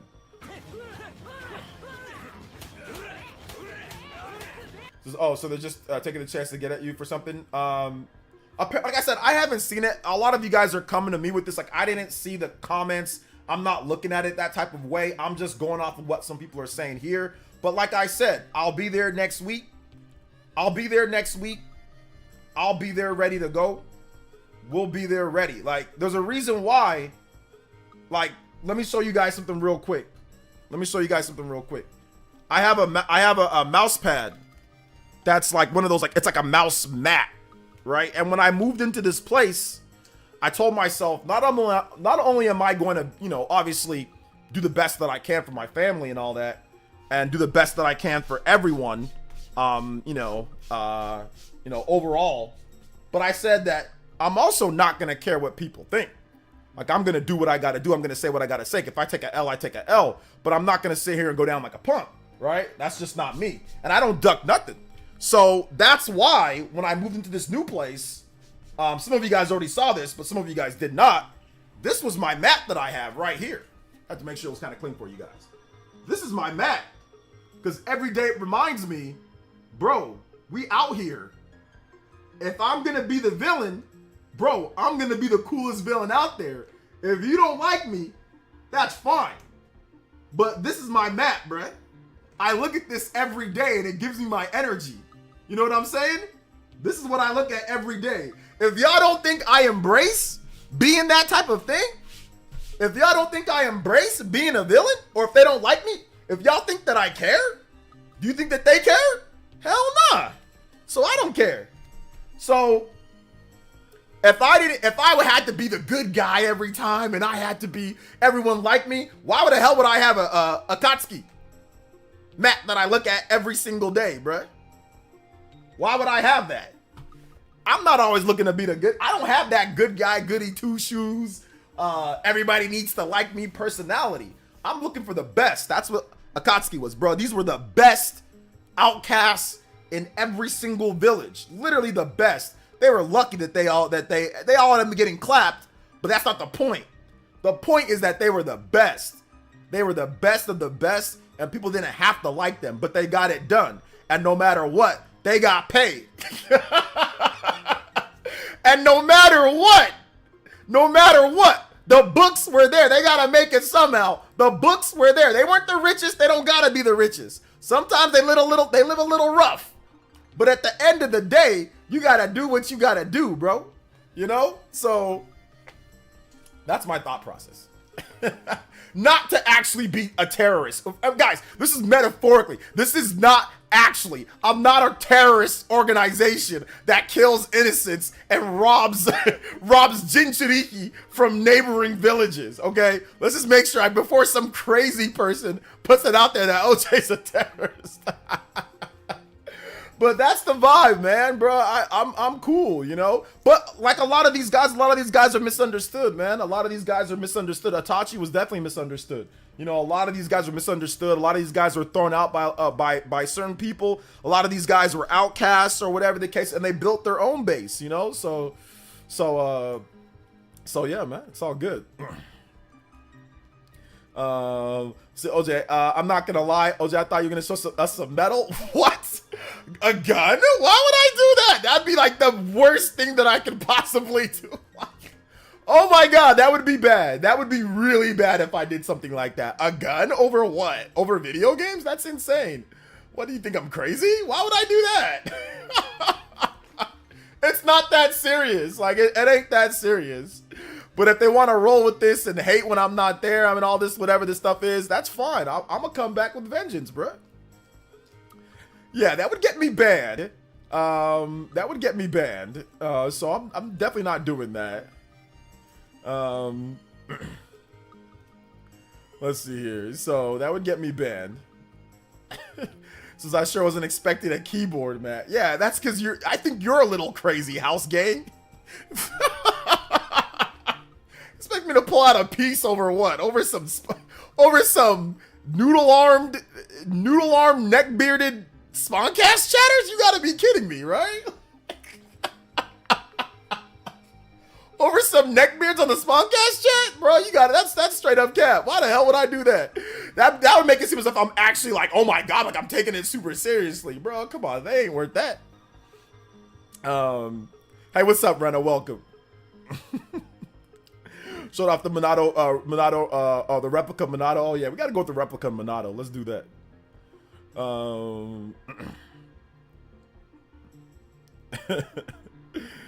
Didro was a straight weirdo though. He was a weirdo. He was an absolute weirdo. But I like all of them though. I like all of them except for like no, I actually like all of them. There's not like, I think my favorites are Itachi, Kisame. I like Pain. I like Itachi and Kisame. I think like those are like my two favorites. I like Hidan. I think Hidan's cool. I like all of them to be honest. Like, but I like Pain too. Like they're all dope.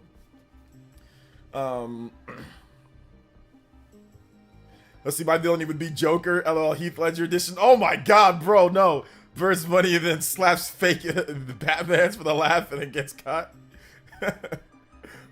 It's the one. It's about sending a message, right? It's that one, right? Yeah, that one's crazy. That was a good one. The concept of Black Zetsu was the worst. Oh yeah, Black Zetsu's for sure. The Zetsu's the most garbage, bro. I will admit that. If they could remove him from this, it'd be cool if they just removed him. But everybody else is dope. Like everybody else is like really cool. So yeah. But yeah, man, I love me some Akatsuki. So they're awesome, man. Look, it just means OJ wants to show others pain. Yeah, they will know pain. They will know pain. But yeah, make sure you guys, like I said, make sure you guys show up at the spawn. Like I said, I'm gonna do my best to be there. Let me double check make sure I got nothing going. I gotta just double check the calendar. So that's gonna be this Saturday. That's gonna be the 10th. Yeah, I'm gonna be there for sure. I'm going to the beach on Friday, so I'll probably be like a late stream. But yeah. It's all good. It's all good. It's gonna be a lot of fun. They have been attacking Josie and RGT too.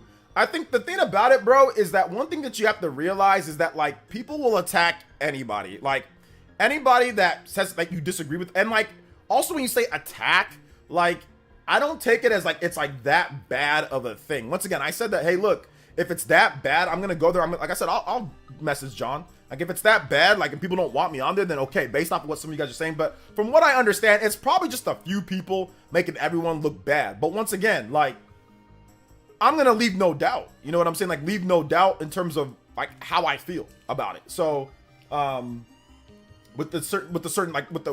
nobody's ducking anything. Like one thing, like I said, you can say a lot of things about me, but one thing, I'm never scared. You know, so nobody's ducking anything. They can come here and we can talk about it here too. So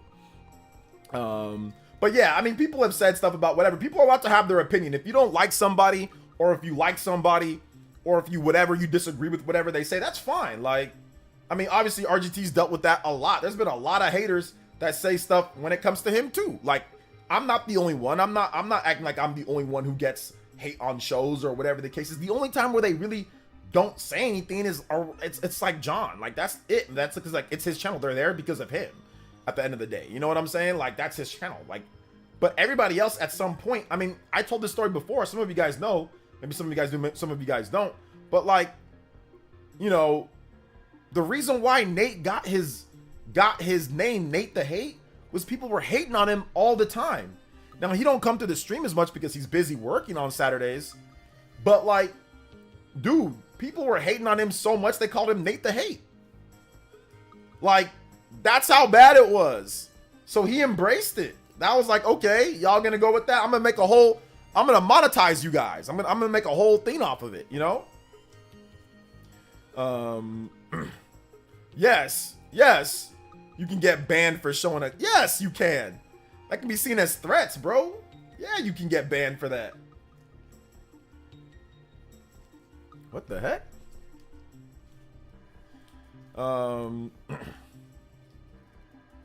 I don't remember the last time I even see this podcast. It was probably like 2 years ago. Well, make sure you go next week. Make sure you go next week, because next week you guys are gonna love it. Trust me. You guys are gonna love it. You guys are gonna love next week. So yeah, man. You guys are gonna like it. It's gonna be good. So I'm looking forward to it.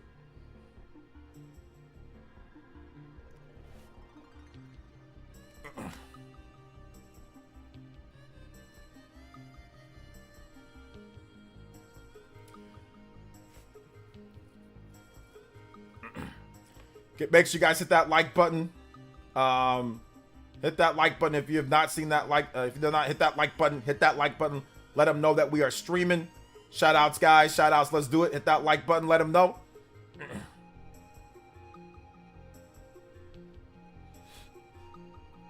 Hey, what's up, Justin Smith Williams? Welcome to the stream. How you doing today, brother? Welcome, welcome.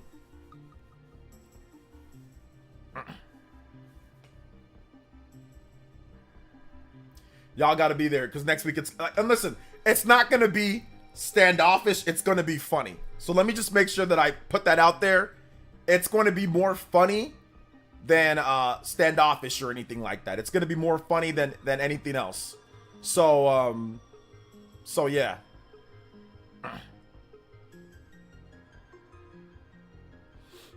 So make sure you guys come through. It's gonna be great, and I'll hype it up too. I'll hype it up. We'll have some special stuff going beforehand. So like I said, it's gonna be a blast. It's gonna be a blast. I can't wait. All right, let's see. We're already, oh my goodness, we're going on 2 hours on the stream. Make sure you guys hit that like button if you have not hit that like button. Usually bonus streams are 1 hour long. We already hit our hour extension on there, so I appreciate that, guys. But keep on hitting that like button. Let's see if we can get to 100 plus likes. We got 107 people watching, so YouTube is slowly putting my channel back in the algorithm after the what's it called, kerfuffle. So for those who don't know, here's what happened. Why some of you guys weren't getting my notifications. Some of you guys don't get them anyway, but some of you guys are, for those that are new watching, or some of those that maybe you didn't get my streams beforehand, for the longest time, I had no ads enabled on the stream, okay? And for a while, it was fine. You can still get your audience, they'll still promote it, but after YouTube did a big update where they updated the fonts and the text and the stuff like that, and they also did like a new advertising deal. There's all sorts of stuff that was happening. Yeah, streams that were not enabled were like just getting buried. Like, also videos too. Videos and streams that don't have ads are just getting buried on the depth chart. Like, you know, so imagine being like RB number 2 or RB number 3 on the depth chart, like running back or quarterback, and then all of a sudden you're doing good and everything's fine and you're getting your reps, and all of a sudden coach says, hey, you know what? You're on scout team, or you're on the practice squad. That's what happened. You got demoted to the practice squad. That's what happened to the streams and some of the videos. Got demoted to the practice squad. So YouTube just wasn't sending notifications out as well, and they weren't putting my next up or on the home screens because it doesn't matter. It doesn't make them any money. I mean, like, to keep it real, that's just what happened. It doesn't make them any money. So why are they going to promote you? Why are they going to put you on the home screen? You aren't doing anything for them. So that's what happened there. But anyway, looks like we're slowly kind of getting back into it, you know, where they'll slowly but surely, you know, do that. So, so yeah. So that's that. Let's see here. Yeah, their closed captions are worse. You know what? I don't ever look at the closed captions, so I'm not really sure about that, but it's all good. Hopefully it gets better. Will Sega release a new version of Metaphor? A new version? Yes. I mean, they've done it for like every single major game that they've ever made. So yes, they probably will do it for this one. I mean, why wouldn't they? There is nothing that says that they won't do it. So until we get some information that they won't, until a big game that they've ever made doesn't get a re-release or a new version, I'm not gonna sit there and say that it's not gonna happen. It's gonna happen. So if you want to wait potentially for a new version of the game or whatever, then that's fine. Then we can do that.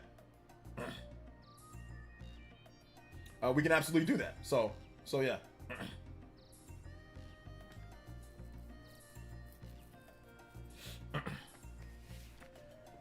That's the only reason I pay for YouTube Premium. The app is unwatchable on TV otherwise. Yeah, I feel you. They even did it with Tokyo Mirage Sessions. Yeah, that's true, man. That's true, man. So yeah, man. I'm not sure. Not sure what's going on there, but shout outs, Mild. Appreciate you, brother, over there on Twitch. Let's see. Persona SMT did it, so expect them to do it. Yeah, like they've done it with everything. They do it with even smaller titles. Radiant, Historia. They've done it with so many other things. I mean, if it's not like another, they'll do like a follow-up sequel. Like that's SMT4, SMT4 Final, SMT4 Apocalypse. They would just reuse everything, whatever.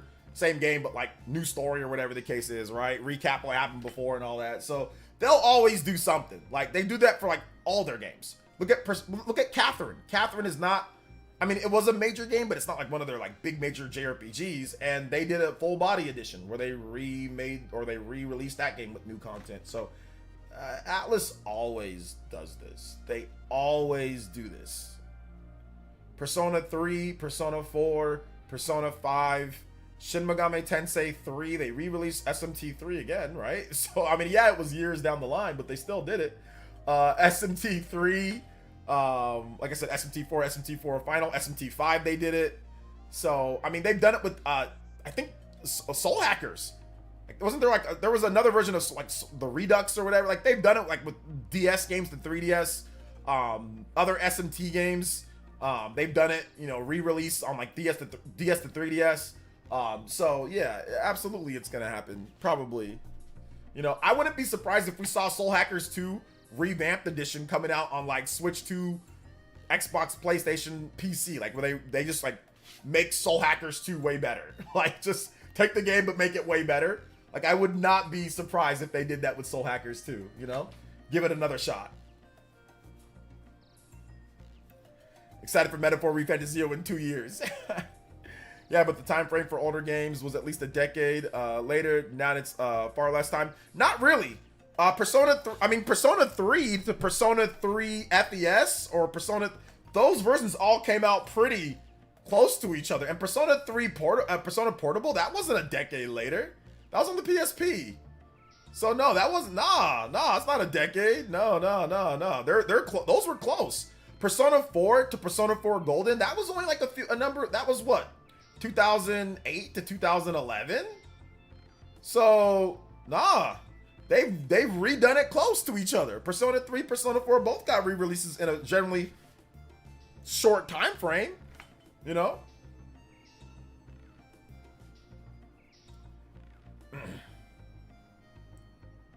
So yeah. Radiant Historia, Etrian Odyssey, most of the other yeah, Persona's always close to. Okay, gotcha. So you're talking about the other ones. Yeah, so some of the other ones, yes, you're right. Obviously, SMT3, that was like, what, 20 years later? That was like, what, almost 2 decades later? So yeah, obviously that's not. But I'm just saying, my point is that, yes, they eventually get around to re-releasing them. But yes, most companies will get around to re-releasing their games. But yeah, Atlas definitely, I mean, if you look at SMT, Atlas definitely kind of like does it somewhat close. Like SMT4 Final, it's not a re-release, but I mean, you know what I'm saying there with those two, right? Like, or if you look at like, yeah, Persona, obviously SMT5, you know, the Persona 5 Royal is like, they re-released the re-release multiple times. Atlas did a re-release of a re-release. Bro, they straight up said Persona 5 Royal on PS4. Persona 5 Royal on PS5. Can I just put in my PS4 Persona 5 Royal and it becomes my PS5 Persona 5 Royal? No, it does not. Those are two separate things. We will re-release the re-release.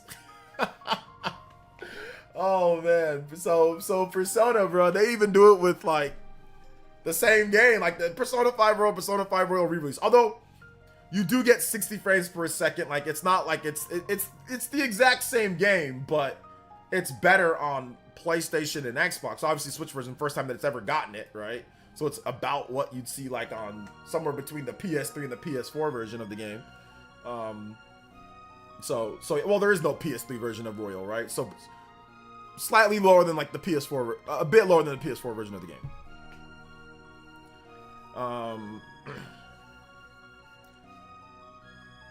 Persona 3, there's like 5 versions of Persona 3, dude. Like 5 versions of it. I love that they released SMT1, SMT2 again. I have the Japanese GBA re-releases, but it's all the Japanese outside of the menu. Okay. SMT1 and SMT2 aren't that good. But they're okay. But yeah, it'd be nice if they did a release. Persona 1 and 2 as well. Did you ever play PS3 version of Persona 5? I did. Does it actually run good? It does. It runs it's just like the PS4 version, just lower resolution. There's like really no difference between the PS3 and the PS4 version outside of resolution. PS4 is I think at 1080p and PS3 is at 720p. But outside of that, I mean, the PS4 version is just the upscale PS3 version. It's not really, it's a PS3 game, you know. Persona 5 Royal is like actually a PS4 game. Like graphic wise, it's actually more in line with the PS4 game than it is like a PS3 game. Like if you're playing on PS4 Pro, the graphics look a lot sharper. It looks a lot better. Obviously the resolution's bumped up more. I mean, it's not like a major difference, but it's definitely more like, okay, they kind of built it a bit more for PS4. And of course, if you're playing the game Royal's like legitimately built for like, okay, here's what we can do. You know, if we have like more modern architecture, better hardware, blah, blah, blah. Like, so it's like 60 frames and it runs at a nice, you know, has a nice resolution. But yeah, the PS3 version, it's the same game at the end of the day, you know? See here. Knowing Atlas, it would be a shock if Persona 6 had a PS4 version. I don't think Persona 6 is going to have a PS4 version. I don't think so. But, I mean, it could. But I don't think so. But we'll see. We will see. We will see if it does. I don't think it will, though.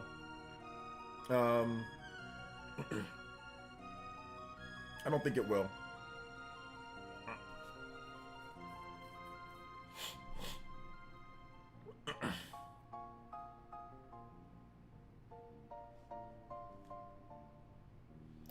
So SMT1 a PS1 remake of the SNES? I'm not exactly sure how it is, but it's an old school game.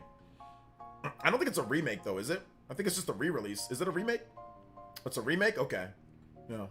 I'm not up to date on all that stuff. If Persona 6 is coming out next year, I think it will. I don't know, man. Like, I mean, Metaphor Revenge Zero, that's on PS4, right? So, I mean, yeah, House Gang, I mean, you could be right, dude. Like, it could be. It really could be. It could be, but we'll have to wait and see, I guess, right? Like, we don't know for sure. But it definitely could be also on PS4. But I don't know. I just don't know. I mean, yeah, maybe. The more that I think about it, the more that I'm thinking, okay, yeah, it probably could be. Because can you trust PS5 sales? I mean, you're probably going to wait. I mean, you got to put Nintendo Switch 2. Like, I think at this point, you've got to put Nintendo Switch 2 as well, right? So yeah. Yeah, absolutely.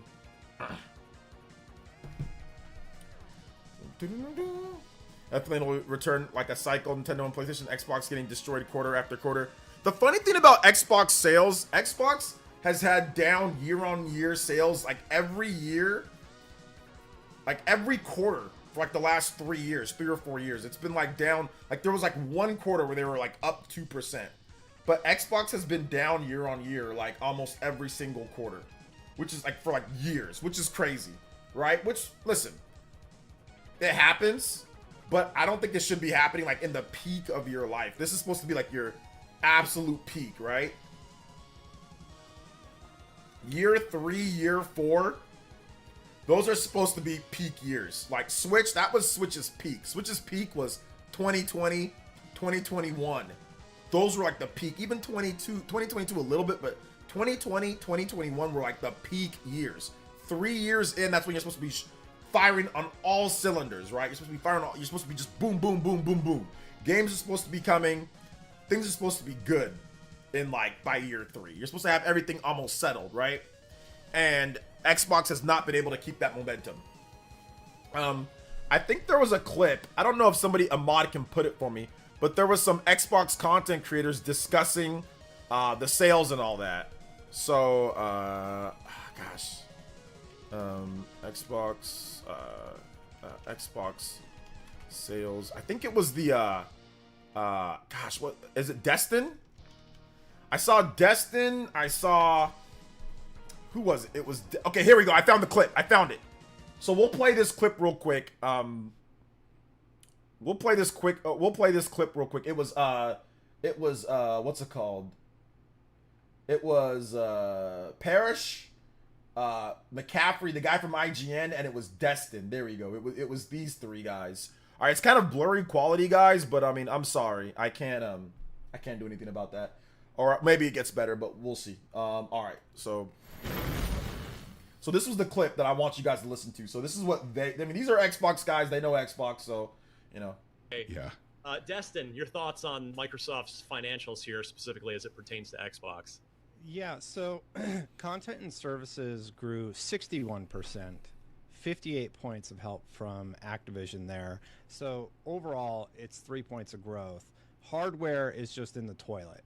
Basically, I don't think it really makes business sense for Microsoft to be investing in this next generation of hardware.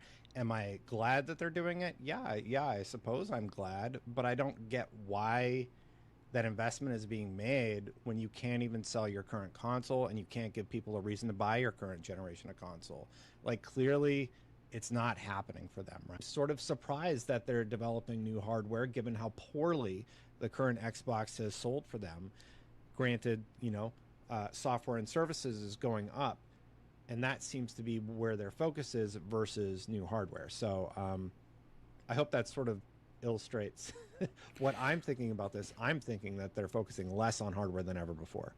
If I could add to that really quick, I think this also goes back to, if you listen to what, I can't remember if Phil said this to you, Ryan, when you talked to him in June at the showcase, but they've been talking about looking at where getting the games to where people are actually playing, getting it to those platforms. And I know there's the whole, it's going to PlayStation and all that, but it goes even beyond that. That's why they're looking at PC. Obviously, there's been an uptick of engagement on PC. That's why they're looking at mobile. They're trying to get it on as many panes of glass as possible. And, you know, if your own hardware right now is not selling to its expectations, you have to pivot at some point. Clearly, that's what Xbox has been doing right now. They're pivoting and making sure that they're not putting all their eggs in one basket as far as the console goes. But to what you're saying, Destin, I don't think it's time yet for them to give up on console hardware. I think there's still an opportunity there to regrow that market if they can deliver on it. Wait, the guy on the right is OJ's best friend? This guy on the right, the guy on the all the way on the right, this guy, he definitely does not. He doesn't really know who I am, but he doesn't like me. He blocked me on Twitter, you know, and he doesn't. I don't think he likes me at all. So we're definitely not best friends. I've had other people ask me, hey, can you unblock me? Because I just want to see his tweets. I don't have a problem with them, but a lot of the Xbox guys don't like me, and I'll tell you, man, nobody likes me, bro. It's all good. The funniest thing is that, like, when I played football too, a lot of the guys, they didn't like me either at times. I didn't really care. I just did what I got to do. But he didn't. They don't like me because I said some stuff about Xbox. Because I said, oh, like, people aren't buying Japanese RPGs. Like, these guys have said the same thing. You know, some of these guys said the same thing about RPGs. Or it was, oh no, the Xbox era guy. He says, oh, well, Japanese RPGs aren't selling well. That's the reason why they're not getting more. Now, I said essentially the same thing. I said it to one of the other guys on Twitter. I was like, okay, well, they're not doing well, and it's a big problem. But if somebody from their camp says it, it's okay. It's no big deal, you know? But if I say that, or if I create a conversation with that, like what I think my analysis, it's a big problem because I'm stupid. I don't like Xbox. I'm dumb. I don't know. You're just a hater. You're a Nintendo fanboy. You're this, or they'll call me PlayStation fanboy, you know, or whatever. I think at the time I was playing Returnal or something like that. I don't know. I was posting about Returnal. I was posting about PlayStation. So then I'll get called out and all this other stuff. You know, I got into some arguments with some Xbox dudes on Twitter, which I don't take seriously. Like, people say stuff, I talk back, like, and people take that ish so seriously, but they don't know me. I grew up from, like, back in my day, back in my era, you were allowed to talk back. If somebody, like, not talk back to your parents, but talk back to somebody that's saying stuff to you. If somebody got something to say, or if somebody says something and you think that it's off, you're allowed to say something to them. Like, it doesn't mean that you hate them or that that it's a problem or that you don't like them or that you're insulted. It just means that, hey, it's a conversation. Like, or like barbershop talk. You know what I'm saying? Like with gaming, like it's the same thing. Like my friends, we had that barbershop talk with sports.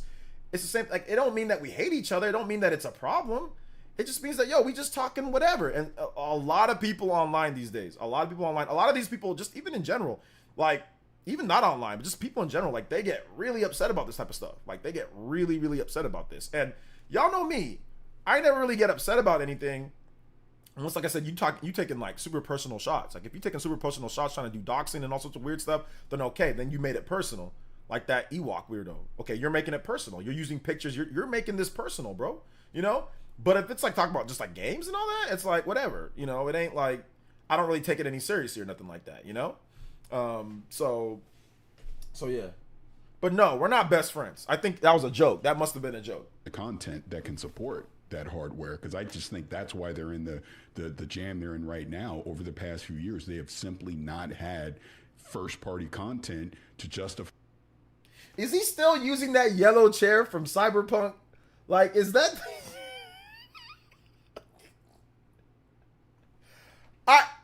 is that the actual yellow chair from Cyberpunk? Is that the Cyberpunk chair? Bruh, that's the Cyberpunk chair, bruh.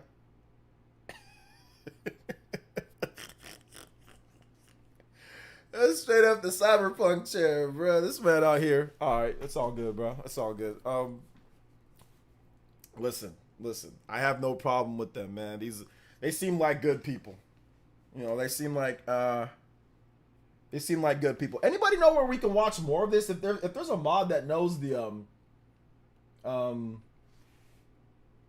if there's a mod that knows like the whole thing, if you guys want to watch the rest of it, let me know where it's at, and we can watch it. Yeah, that's the Cyberpunk chair, bro. That's the chair. Like, that's like the controversy, like Cyberpunk chair. Like, I think if I look up like Cyberpunk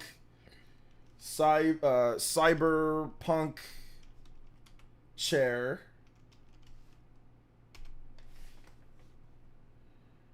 Where is there? Let's see here.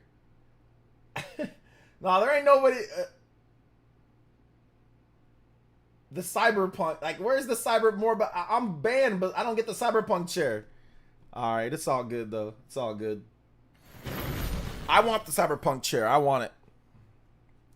I want the chair. Oh, I have the same chair. You have the Cyberpunk chair? Let's do it. So anyway, that was that.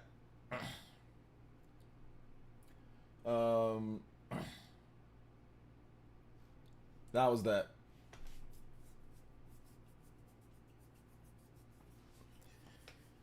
It was on IGN's channel? Okay, it was on IGN's channel? Okay, cool. Xbox unlocked as IGN games? Okay, Xbox unlocked IGN games. Xbox unlocked IGN games. Alright, Xbox unlocked. That's a show from last year. Yeah, I don't know where I can watch like the most recent episode. Like, so does a mod have like the most recent episode that we can just to watch more of that conversation? Because they cut it off after 2 minutes. So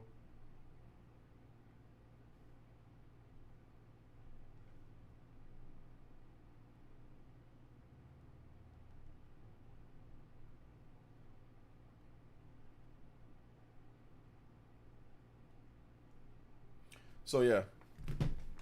Speaking of chairs, I'm thinking about getting a new one. You recommend a gaming chair or an office? I recommend an office chair. Just like a nice office chair. I don't recommend a gaming chair. I do not recommend a gaming chair. Recommend an office chair, like a nice office chair.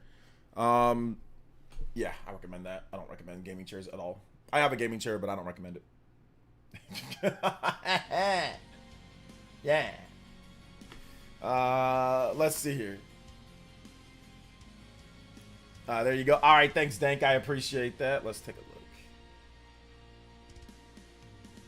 This is Steve Downs, the voice of Master Chief, Sierra 117, and you're listening to Podcast Unlocked, the world's #1 Xbox podcast. Now, finish this fight. Master Chief, Out. What's happening, friends? I'm Ryan McCaffrey. Welcome to Podcast Unlocked. It's IGN's weekly Xbox show, except for last week. But most of the time, we're here every week. And I am happy to be joined this week by, as always, my friend Destin. Where's the conversation? When does the conversation start about the stuff? Agree that 2028's a long time away. Yeah. Destin, your thoughts on Microsoft's financials here, specifically as it pertains to I got Xbox. right to it. So content and services grew 61%, 58 points of help from Activision there. So overall, it's 3 points of growth. Hardware is just in the toilet. Basically, I don't think it really makes business sense for Microsoft to be investing in this next generation of hardware. Am I glad that they're doing it? Yeah, I suppose I'm glad, but I don't get why that investment is being made when you can't even sell your current console and you can't give people a reason to buy your current generation of console. Like, clearly it's not happening for them, right? However, the one thing a few people forgot to or missed was from the Q&A session was when somebody asked, how should investors think about the longer term growth potential in this area? You made significant investments in the Activision deal, but how should investors be thinking about the growth potential of the gaming, or what are the puts and takes to help make considerations here? Thank you. And Satya Nadella and Amy Hood said the following.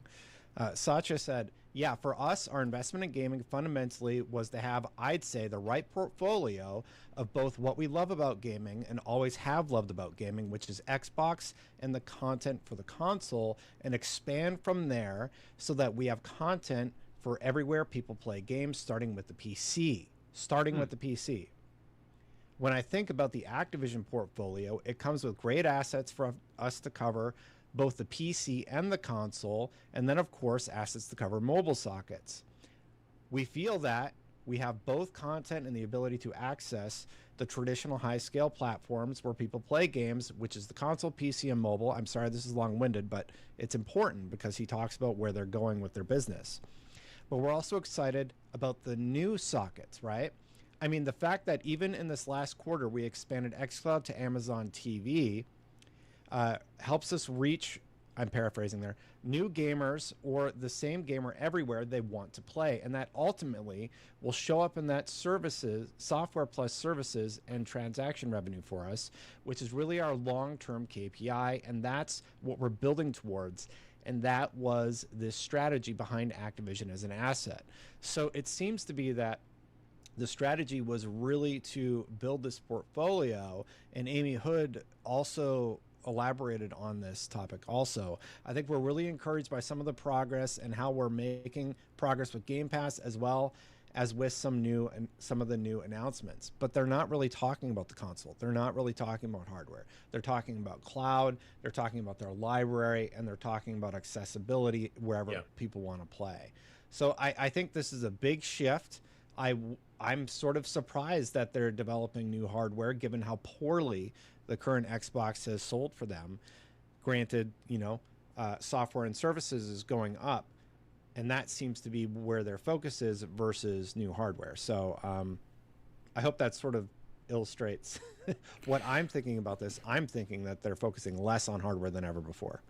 If I could add to that really quick, I think this also goes back to, if you listen to what, I can't remember if Phil said this to you, Ryan, when you talked to him in June at the showcase, but they've been talking about looking at where getting the games to where people are actually playing, getting it to those platforms. And I know there's the whole, it's going to PlayStation and all that, but it goes even beyond that. That's why they're looking at PC. Obviously, there's been an uptick of engagement on PC. That's why they're looking at mobile. They're trying to get it on as many panes of glass as possible. And if your own hardware right now is not selling to its expectations, you have to. I'll say this real quick. I just gotta say, I think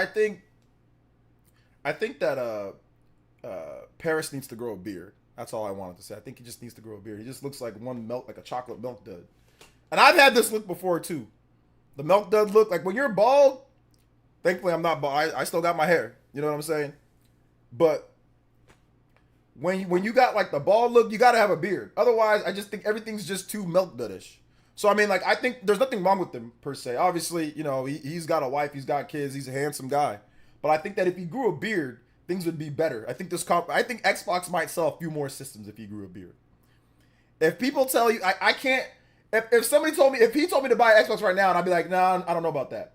But there's just such a lack of facial hair that's attributed here that I just can't, I don't know if it's manly enough. You got all these guys on this podcast. There's no females, which is fine. That's fine if you want to have no females. If you want to have females, that's fine. You can.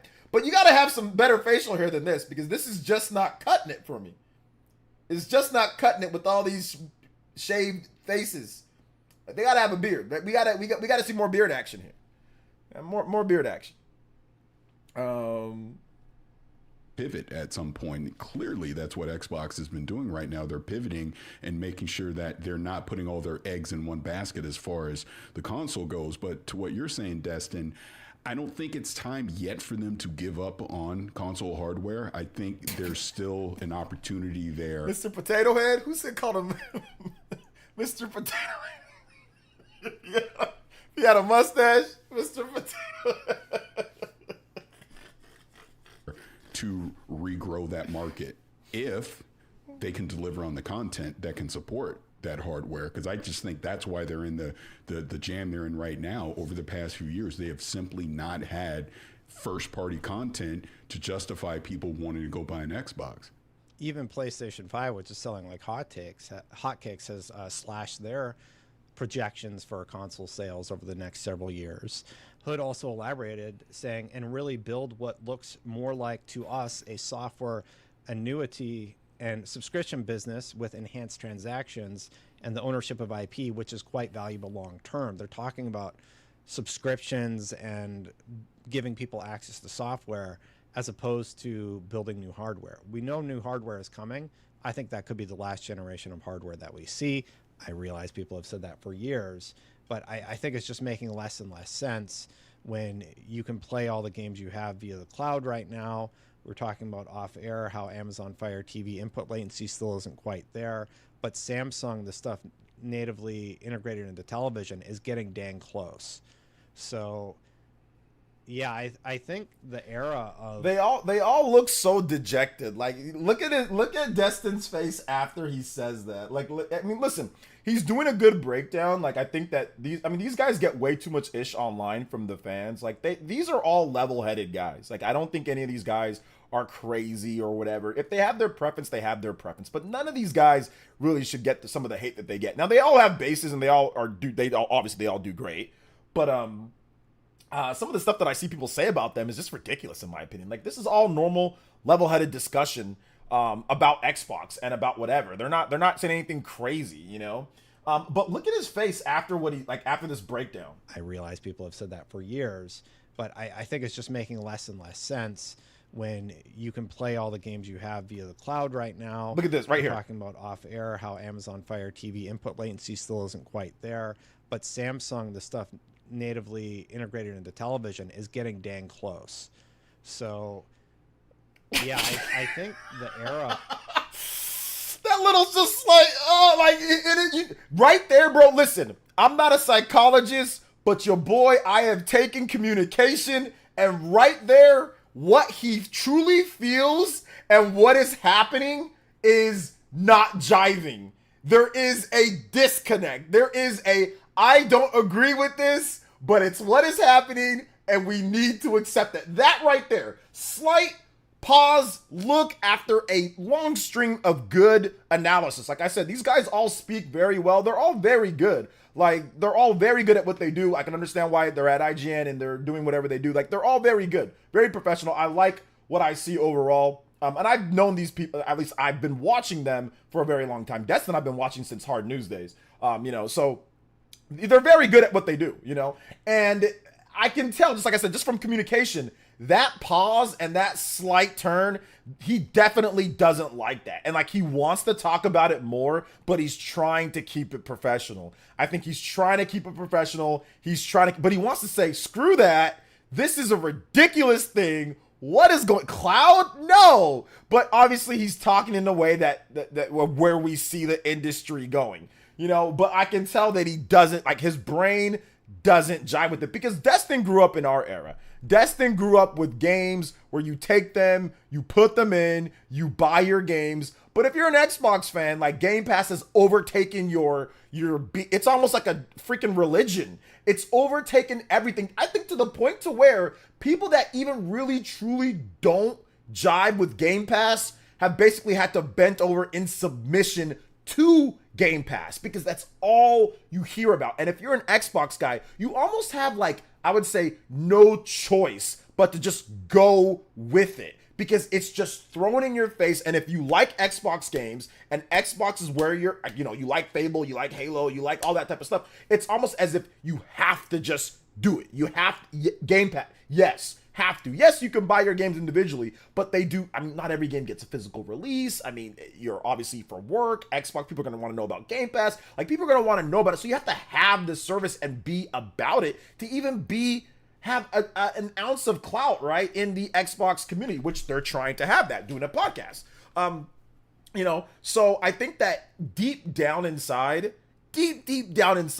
these guys aren't as down with cloud and Game Pass and this stuff as they lead on to believe. Not saying they're being deceptive. I'm just saying I don't think they like it as much as they say it. They just say it because it's kind of like you have to, and because there are some really good things about it. But they grew up back when we grew up. They grew up playing games normally. They didn't grow up with all this Game Pass stuff. I don't think they truly believe that it's the best course of action for everything. I don't think that they do. And that slight turn and all that tells me that I don't think that they do. Their faces just don't tell me that. I think that they want Microsoft to do what they did. And I know that they all love the 360 era. I think that that's when a lot of these guys became who they were, was the 360 era. Because Xbox, I mean, these guys are, some of them are older than me, some of them are about my age, or some of them are younger or whatever. But there was no Game Pass back then. And there was no Microsoft in like the early 90s. It wasn't until the 2000s. So they grew up with Xbox having big exclusives all the time. They grew up with Xbox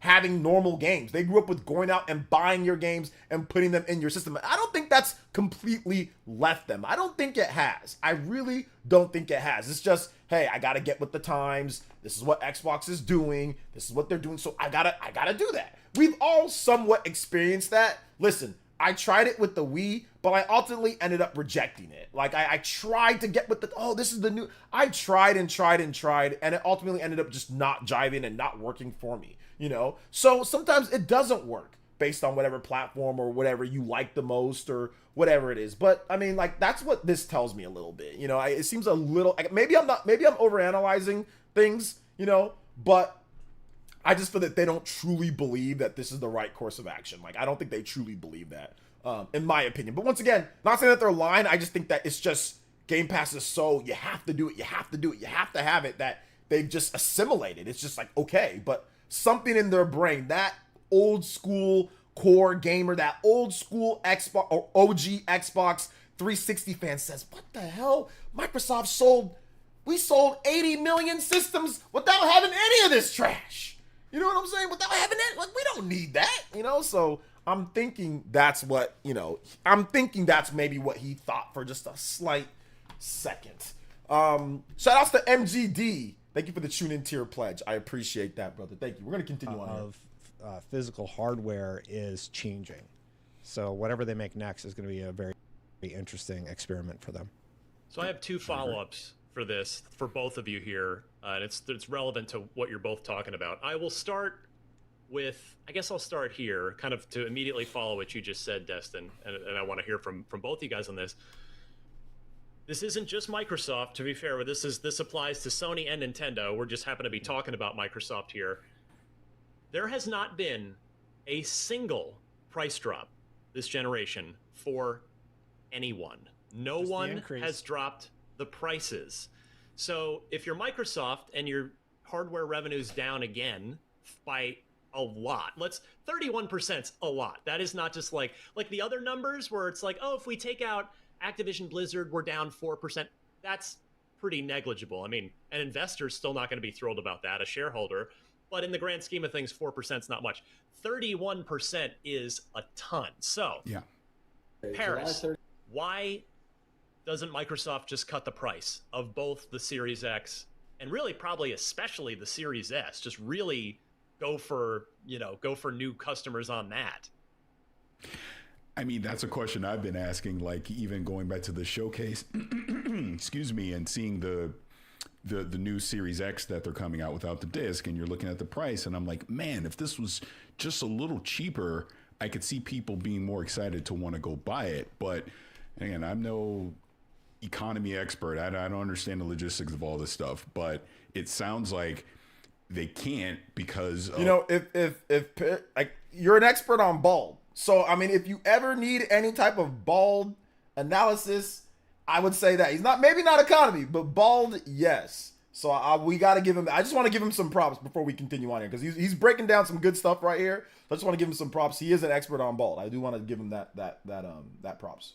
Of the manufacturing costs of making these things have not gone down. So now you're losing money if you're lowering the price, but then at the same time, no one's buying it because you haven't lowered the price. So something has to give as far as that goes. But I think industry-wide, that's what we're seeing is typically during these console generations, it becomes cheaper to make this hardware. And that's just simply not happening this generation. And that's where I just I refuse to believe. Sorry, Destin, real quick. I just kind of refuse to believe. And if Phil were here, maybe he'd just tell us straight up, but he's not. So every generation and manufacturing the same thing gets cheaper over time as you make more of them, as the components get cheaper. There's a reason it's not. I don't understand how they could possibly still be not. How the cost could have not come down to the point where they could cut the price here. So here's what happened. The US dollar ended up getting weak. There's economic factors at play where the dollar is worth less to manufacture the same components. So you have the world economic situation at play against Microsoft, meaning that they had to raise the prices of the consoles for both the PlayStation 5 and the Xbox globally, everywhere except for America. The dollar is not as strong as it was pre-COVID, period, meaning the dollar buys you less and that components are more expensive. This is not a defense for Microsoft. It's just the truth of the matter, where the American dollar is not as strong as it used to be, meaning manufacturing costs actually increased, which means that the console can't be dropped in price. As a matter of fact, they had to raise the console price. So it doesn't feel like they're in a situation where they can where lowering the price of the console is going to have any impact. They still don't have a library of must-have games on their console, right? So you can get an Xbox Series S and play most of the games at 1080p for a fraction of the cost. But I just don't think there's a world. We don't live in a world right now where they can lower the price of the console and see success by doing so. Does that make sense? So here's the thing that I disagree with the whole lowering the price of the console. The PlayStation 5, I don't think the Xbox Series, it's $299 and it's $499. It's $299 and it's $499. They already have a competitive price compared to their competitors, compared to PC, compared to Nintendo. Like Ryan said, compared to Nintendo, compared to PC, compared to their competitors, their pricing is already competitive. The Xbox Series X is the same price as the PlayStation 5 physical. The Xbox Series S has a pricing advantage of $100 over the PlayStation 4 digital.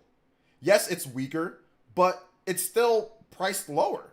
It's still a lower price. And compared to the Nintendo Switch, it's obviously more powerful than that system. And you have a pricing advantage.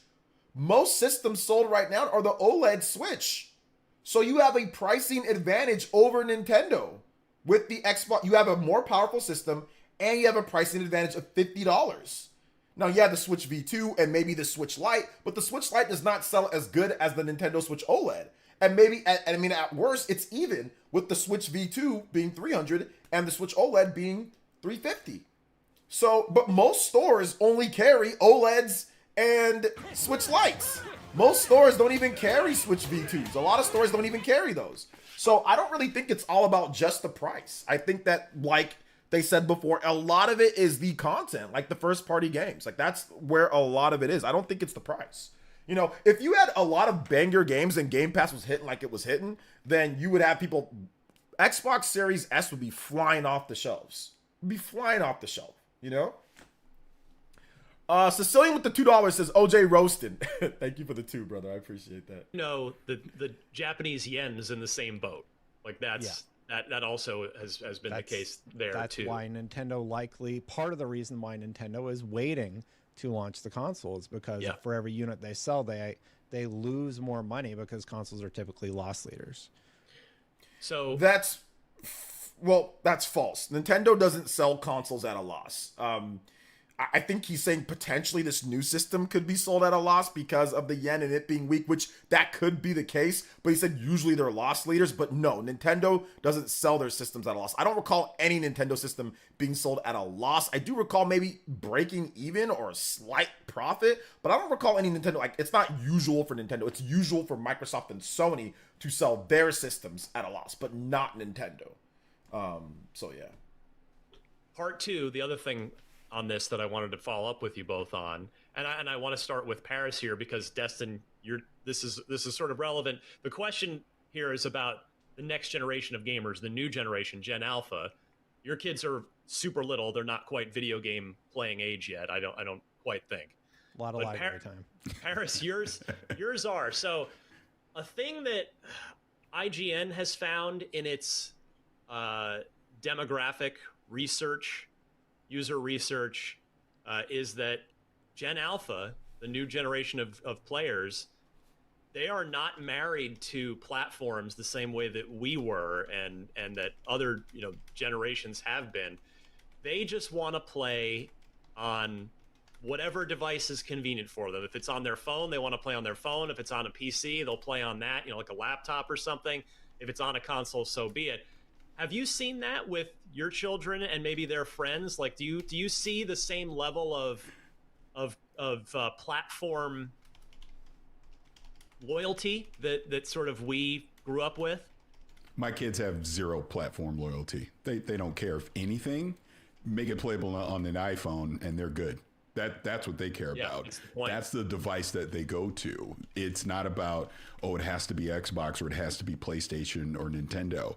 They just want convenience of, I want to play this thing on the device that I use the most.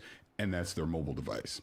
That's what I see. My kids are way more on their mobile devices than they are on console. Now, look, they'll obviously play on console because I have them in the home. But if I gave them a choice, yeah, they wouldn't care. They would just rather be on their mobile device. This is true. I have a 12-year-old daughter, and she does not care about anything. When she's with mom and with their family, she will play Xbox. She will play whoever's playing there. She doesn't know how to use a controller that great. When she's with me, she will play Nintendo or she will play phone. But that's the thing that she's on the most would be phone. Phone would be the thing. So I agree. I don't think a lot of today's kids do not have any type of platform loyalty. And if they do have platform loyalty, it's iPhone. It's iPhone or it's Android. It's mobile. It's mobile phone. That is their platform loyalty. So yeah. 3DS and Wii U were sold at a loss after price cuts. I'm going to double check on all that. And that's where Microsoft's strategy, combined with this drop in hardware revenue, their strategy of just getting their games on lots of devices seems, update. So Nintendo has just confirmed that it's no longer selling 3DS hardware at a loss. So that was on July 25th, 2012. So maybe they was sold at a slight loss for a while with that price drop, but then they were able to rebound and now they are no longer selling it at a loss, which is fairly early in the Nintendo 3DS's life after the first price drop. But yeah, they were not sold at a loss as of, at least Nintendo told them, as of July 25th, 2012. Let me check Wii U real quick before we get it, because like the people are discussing that. So Wii U sold at a loss. Let me double check if Wii U. So 3DS pretty much was not for the whole generation.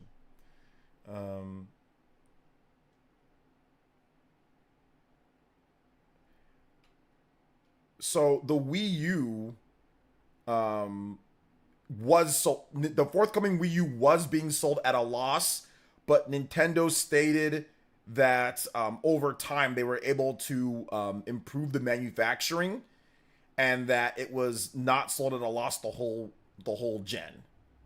But Wii U was sold at a loss at launch. But yeah, they said last month Nintendo made some waves by announcing Wii U would break the company precedent and be sold at a loss at launch. That state of affairs was likely be temporary though, as the component costs, design streamlining, and mass production would be bring manufacturing costs down. So that's what they said there.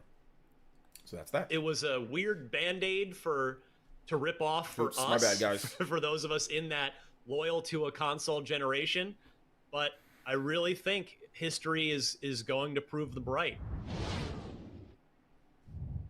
Destin, do you agree with that?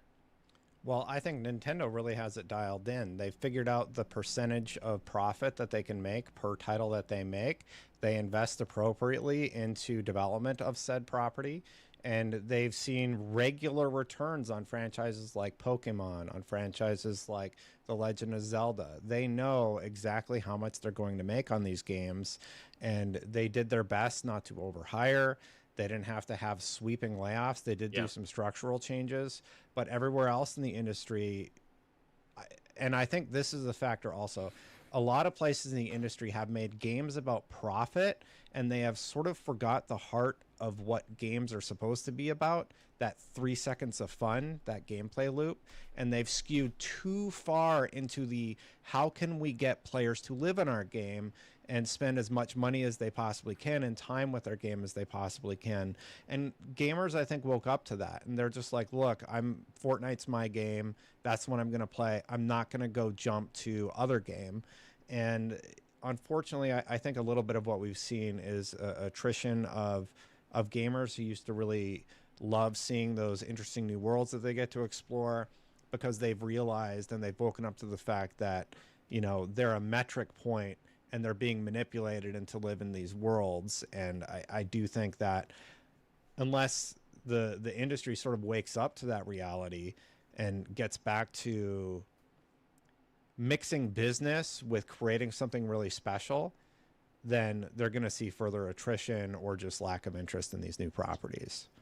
Well said, my friend. I think that's a very good point that Destin brings up there, is that, like, and, you know, it's a point that I talked about too.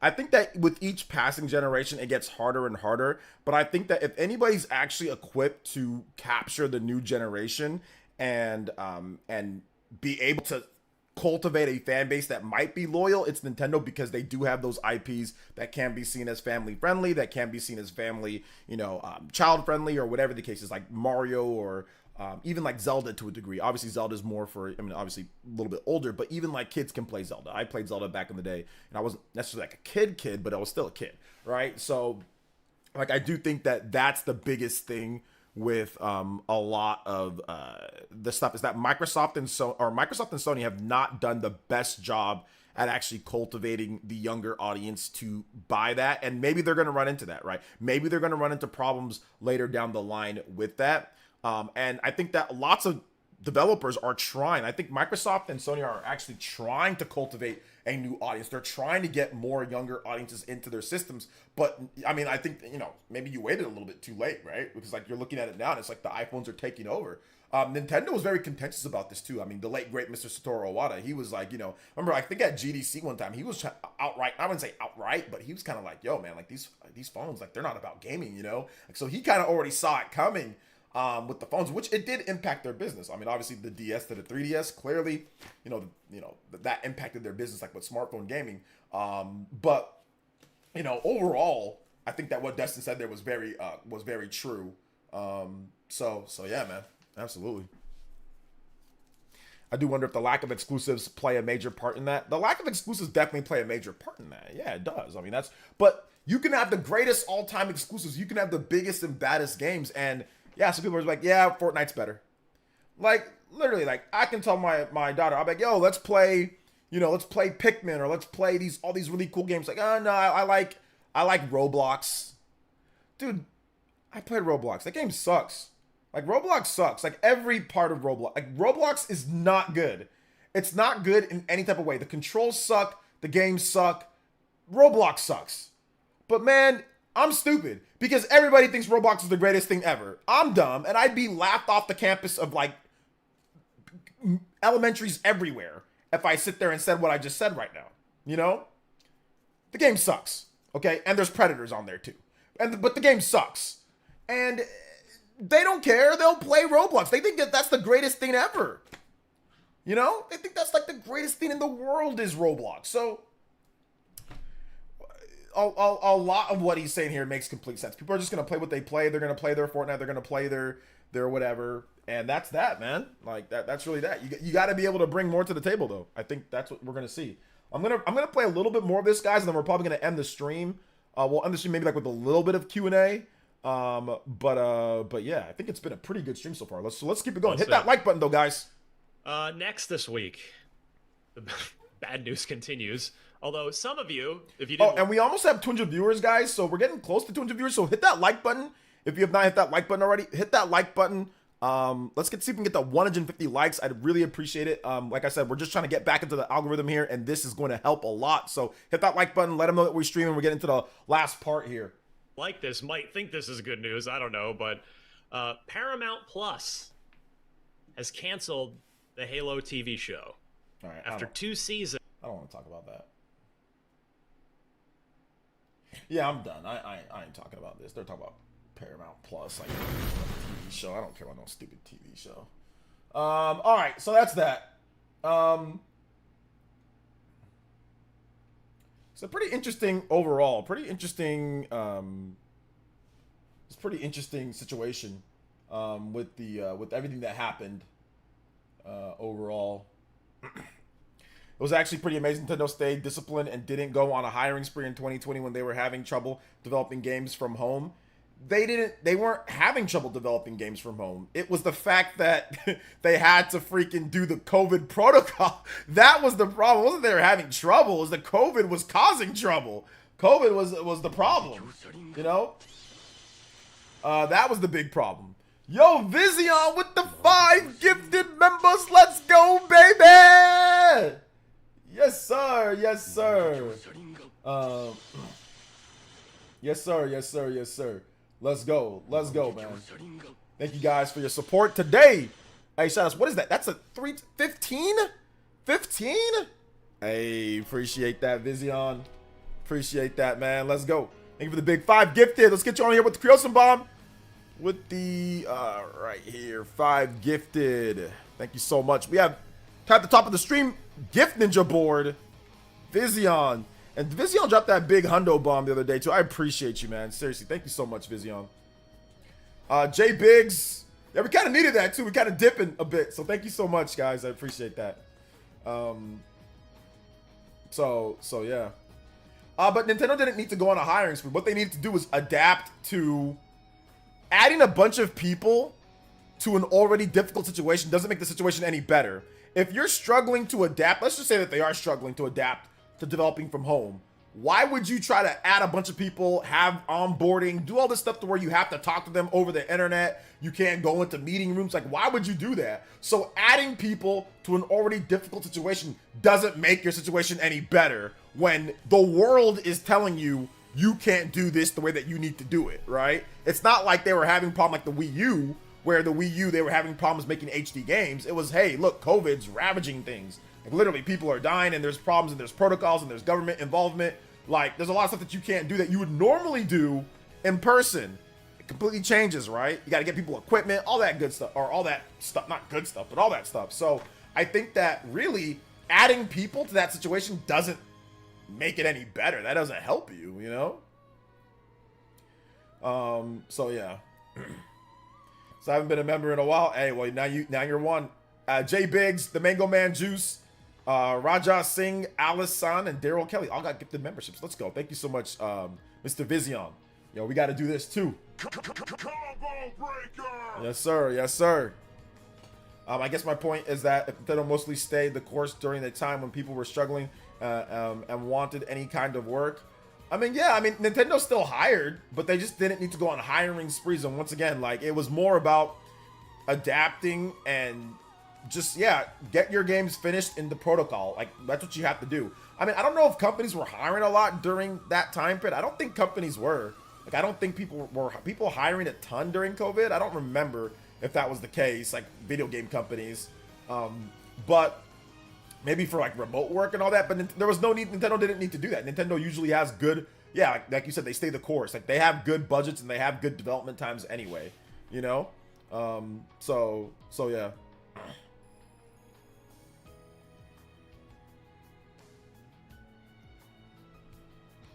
So it's all good though.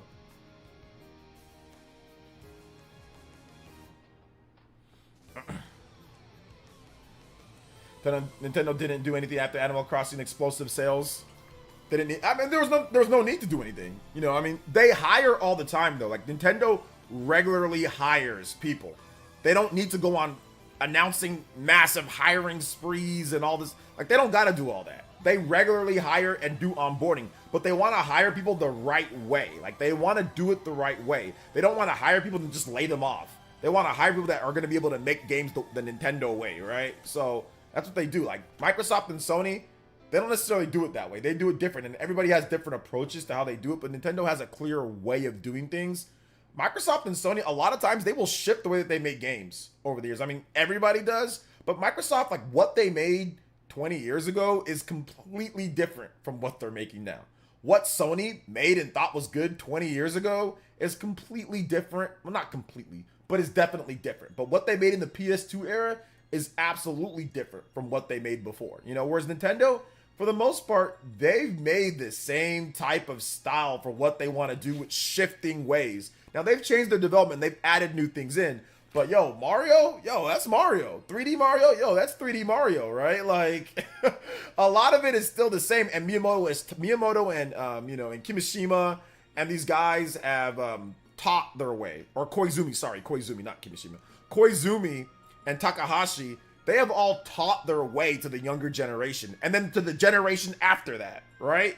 So they've taught their way to like Mr. Aonuma. Then Mr. Aonuma has taught to Fubiyashi. Then Mr. Fubiyashi has taught to the younger. So it's like they've passed it down. It's like a bloodline. It's the Sharingan, right? It's very different. I don't think Sony does that. I think Sony has a certain style, and they will go based off of that. Give me the people that can make this. And I want cinematic this, right? And I don't care if it's people that are here for 20 years or whatever. It's not being taught down. It's like, hey, make your vision of blockbuster cinematic movie style game. What's your vision of that, right? What's your vision of that? That's why you see them moving from making Jak and Daxter to Infamous or Naughty Dog, right? From Crash to something else, right? So I think that's kind of how it works, right? Where they used to make stuff like Ratchet and Clank and Jak and Daxter and Sly Cooper and all that type of stuff, and now and Blasto and some of the other stuff that they made before in the past. It's like, okay, well now we're doing something completely different than that because we want this. I don't think they're passing down anything, right? You don't got to pass down that. You just got to adapt to what the company wants to make. Nintendo makes, like I said, they pass down that knowledge and that lineage of how to make a Mario, how to make a Zelda, how to make this, how to make that, right? How to make Animal Crossing. So I think it's a bit different, you know? So yeah. And it's because of that Pokemon games are trash? No, Pokemon games are not trash because of what I said, passing down. No, that's not the reason why Pokemon games are trash. That doesn't even, not only that, but like Pokemon Legends Arceus is not trash. That game's awesome. And it's just the performance of the game. It's not the game itself. The game itself is good. If you go on there and you play Pokemon, you play raid battles, you play games against other people, it's good. There's a good game in there. The problem is the technical aspect. And that's where they never really, Game Freak never really evolved from the Game Boy and the GBA and all the underpowered systems to HD. But in terms of the knowledge how to make a Pokemon game and what makes a Pokemon game good or not, that's absolutely been passed down. And the games are still, if anything, Scarlet and Violet, from like pure battling perspective, is just as good as the previous games. But the problem is the technical aspects. But we're talking about Game Boy, DS. These systems are nowhere near as powerful, or the expectations and what it needs to be are nowhere near as good as what the Switch is capable of. But it's the performances. But in terms of the game itself, like if you're playing online all the time, like let's say you're playing it competitively, the game is awesome, right? Because you don't have the performance issues. But the game itself, no, it's not bad. The problem is the performance. You know what I'm saying? That's the problem. But Pokemon Legends Arceus is fantastic. So So I disagree with all the games like, oh, that's why they're trash. No, I disagree with that. I don't know if you've played the game or not, but that's not a trash game. The Pokemon Company, they made games on the Switch from the start. I don't think believing in it or not was going to change anything. I don't think it had anything to do with it. So yeah. Just agreed. Pokemon Scarlet and Violet are so much fun. Yeah, like I said, the only problem is performance. But if you can get past that, or if you play online competitive, or if you play online with raid battles, that stuff runs perfectly fine and it can be a ton of fun. You know what I'm saying? Doesn't mean that the game is perfect. Obviously, it's not. But it doesn't mean that there isn't anything good about the game. The problem is that obviously people take, and that's fair to take the single player, but there's obviously more aspects than just the single player. There's the competitive, there's the cooperative that runs and plays just fine, right? That people spend a ton of time in, which is why you see a big difference between people who say, oh my God, it's terrible because they don't play competitive, and then people who do play competitive like, well, I like the game, it's still good, you know? That's why there's such a massive split. The people that don't play competitive are saying, you guys are dumb, you're morons, you guys are defenders. The people who do play competitive are like, you guys don't play the game and don't really, you guys just play the single player. You guys don't actually play what Pokemon's for, which is competitive. So you'll see a lot of people that have very polarizing opinions on the game itself. Why it's so polarizing. That's it right there. As someone who's a little bit of a hybrid, I've played a little bit of the competitive. I've played the single player, and I play both, and I'm like, yeah, I see both sides. Absolutely. The single player performance is terrible, but in competitive and in cooperative, well, not all cooperative, and anything that has to do with the open world, anything that doesn't have to do with the open world, that stuff's fine. You know what I'm saying? Like, that stuff's perfectly fine. So that's the reason why there's such a split. It's almost like the leadership of Nintendo treat multi-billion-dollar franchise business like a mom and pop business when they can focus on passing down ideas from one generation to the other. Yeah, that's important. That's unique and important for sure. You know, the story is mad. They don't take the risk. I disagree. I think Pokemon Scarlet and Violet story is fantastic. I think it's really good. And if you beat the game, you can't sit here and tell me Area Zero is not taking a risk and Professor Tudo and what happened at the end. You can't tell me that is playing it safe. Hell no. That is a freaking incredible ending. I disagree with the ending. They don't take any risks with the story. And I disagree with the story being meh. That's actually one of the better things about Pokemon Scarlet and Violet, is the story and the characters actually being fairly decent, pretty good. The ending in particular being absolutely incredible. The sequence to the ending. So right before stuff with Arvin, the battles there, that stuff was lit. Arvin, anything to do with him and stuff like that stuff is cool. His story and what happens, and then ultimately the end is very good. One of the DLC packs is bad. That one of them is bad. The other one is good. So I disagree with that. I disagree. The story at the end made me go, what the hell? But it was good. Yes. The OST's awesome. So like I said, listen, I get it. Like, I get some of that, like, in terms of, like, the one thing I don't like about the story, like, there's things that I don't like about it. Like, some of, like, the Team Star, like, that stuff is just kind of like, oh, we're being bullied. Like, that's like, okay, whatever. You know, I wasn't a huge fan of that. So, I mean, yeah, I could say that was kind of corny. But anything, like I said, anything to do with Professor Tudo, Arvin, is that his name, Arvin, right? The dude with the dog, the massive Pokemon that you fight where you do double team, or you do like dual doubles attacks with him on the big Pokemon. That stuff's dope, you know, like that stuff's super cool. But yeah, Area Zero is awesome. I mean, I just wish it performed better in there. But yeah, the music, the vibes, oh man, it was so good, so good. And then like just the ending part, like the final boss battle, the music that accompanied that. Oh man, it's so good, dude, so good. I mean, no, don't get me wrong. Like the whole bullies and I get that, but I just wish it would have been done in a little bit like different way. Like, I don't think it's bad per se, but I just wish it was done a little bit better. Like, I think they went a little bit too far. And listen, I'm probably taking it from my own perspective. Listen, bullying is bad, and there has been very bad things that happen to bullying. Like, there's been, like, listen, I'm not gonna try to downplay bullying. Bullying is bad. It is very bad, and I can understand why they use that as an inspiration. there have been, unfortunately, a lot of people that have lost their life due to bullying in one way or another. So I don't want to sit here and say that it's like, oh yeah, who cares, bullying, whatever. I grew up in an era where bullying was very, very normal, okay? And my era, we're supposed to teach better things to our kids. I would not want my daughter or my boy to go through any of the bullying that I did or that I was part of or that I received. People bullied me all the time. Bro, I was bullied in college. I was bullied on the college team that I played on. I mean, which is a little bit different, right? College and all that. Like team sports is different. People will pick on you. There's part of that. But like, you know, what I'm saying is that like, bro, my whole first half of my life, you know what I'm saying? The first half of, or whatever, there was a lot of that. So I see it a little bit differently. I'm just like, I think that they went a little bit too extra, you know, but one, it's a video game. And two, bullying is very serious. It's very serious and it needs to just stop. It needs to be done. There needs to be no bullying whatsoever. That should be a thing of the past. Bullying should not be around. If you don't like somebody or whatever the case is, you just go your way. You see what I'm saying? So I will say that. Let's see here. Do you think the new post Monolith Soft posted is a new IP? The new post Monolith Soft posted is the new IP? I mean, I don't know what they posted. What was their new post? What was their new post? I didn't see anything.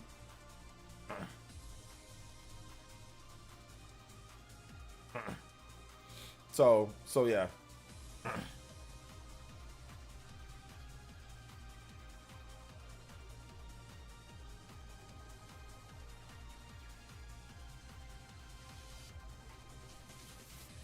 So after Team Galactic's subsequent teams in Pokemon games just got stale and corny. Yeah. I mean, to be honest, they're kind of all stale and corny. Like, all of them are. Like, the only one that's not is, like, Team Rocket. I'll keep it a buck. Team Rocket's the only, like, dope, you know, evil team. I'm not a fan of all the other teams. Nah, I'm not a fan of all the other teams. Team Rocket's, like, the go-to. They got the big R on their chest. They got the dudes in all black, like, with the whips and, like, the dogs, like the Arcanines and stuff like that. Arcane, like that's the most go. Like like Jesse and James coughing and wheezing and all that. Ekans and Arbok, like Meowth. Oh, yeah, that's the GOAT. But yeah, I don't really care for any of the Pokemon teams, to be honest. The Pokemon evil teams, I've never been a big fan of any of them. I'll keep it a buck.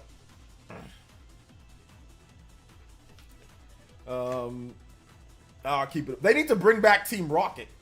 Bring back Team Rocket, bro. And make an evolution. I guess there is Team Rocket did evolve into something else. I don't know. But bring back the classic Team Rocket. That's what we need. Now, some of these keyboard warrior punks need to get roughed up. Well, I mean, if it's online, it's online. Like, you can't really you can't really bully online, you know? So yeah.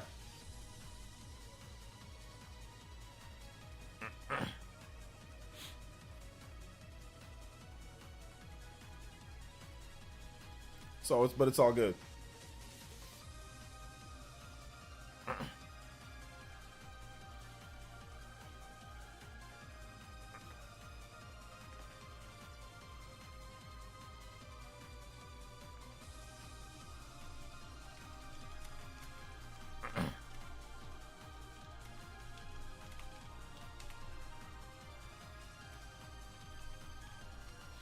Probably because Team Rocket concept is pretty simple. They want to steal Pokemon for their own gain and such. Giovanni's also pretty complicated as a leader and as a dad. I didn't even look at. I just think he's cool because he has like a Persian. It's like Dr. Claw or whatever from Inspector Gadget. Reminded me of that guy.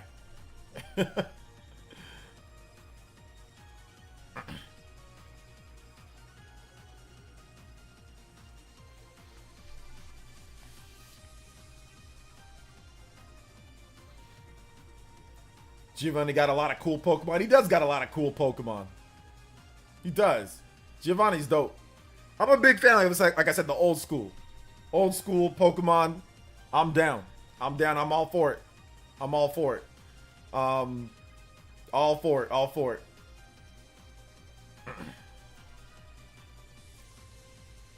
Let's see here.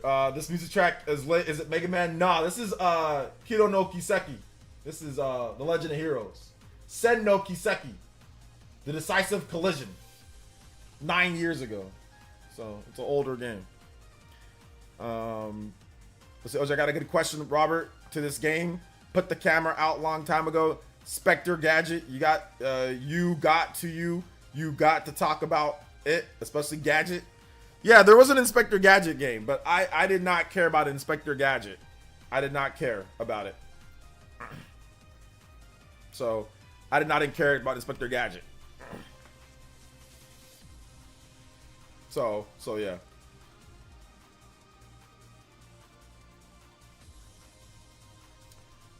The show's okay, but I did not care about the video game. You know? The video game itself, I was good. So yeah.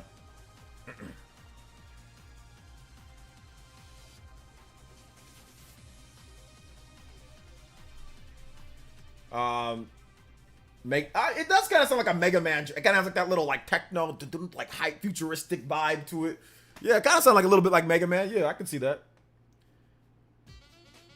I can see that for sure. Like to see evolved Kanto region where everyone grown up from the original games. I mean, they kind of already did that, right? Like Pokemon Sun or whatever. Like they brought like Red and Gary back. I mean, I guess that's not like Kanto, but like they kind of did that already. So I don't know if I want to see like an evolved Kanto. I just want to see. I would like to see an actual like maybe like a new land with like Gary and Red go to like a new area and like you use them. Like you can pick between Gary or Red, and you have in the two different games. Pokemon this, you got Red. Pokemon this, you got Gary. And they're older, and then boom, like you actually use them. I would like that. Brand new, obviously brand new Pokemon, brand new vibes, but they carry one of their old school. Like Red got Charizard, or Red got whoever, you know what I'm saying? And Gary got his Arcanine. Like I would like that. That's what I want, dude. That's what I want, you know. No, I want Gary. No, I want Gary. I don't care if it's the anime. I want Gary. I want Gary in the damn game. Gary in his own game. The two separate versions. One with Red, one with Gary. Boom, go. That's what I want. No, I don't want Blue. Blue, who is Blue? Nobody. Blue Beluga. No, I want Gary and I want Red. Boom. Two separate. I'm telling you, that game would sell. That would be the new leader. If it was lit. If it was lit. Since that's the name of the game. I don't know. I want his name to be Gary. I want his name to be Gary. That's what I want. I want his name to be Gary. I don't want his name to be Blue. I want his name to be literally called Gary. Red and Gary. I don't care if it's anime or whatever. That's what I want. I want that. I'm telling you guys my game. Can you guys stop correcting me and let me say my damn game? I already know. I want the name. I don't want Blue. I want the name to be Gary. Red's a cool name, so I want to keep the name Red. I want the name to be Gary. Can you guys listen to me or no? That is his name. I don't care. I don't care that's his name. I want his name to be said Gary. And I want it to be Red. Red and Gary. Okay? This is my suggestion. My game. Not your game. My game. Anyway. So. I want it to be. Let me finish. I want it to be Red and Gary. Okay? And then you go through and you play. You have your game where you go through. Obviously, it's similar. But they run into each other. And they have their classic Pokemon battles. And I want Pokemon to start out at level 50 instead of 100, or instead of 1 from the beginning, low, level 50. This is an evolved, hardcore Pokemon game, okay? And it goes to level 200. You start at 50 and you go to 200.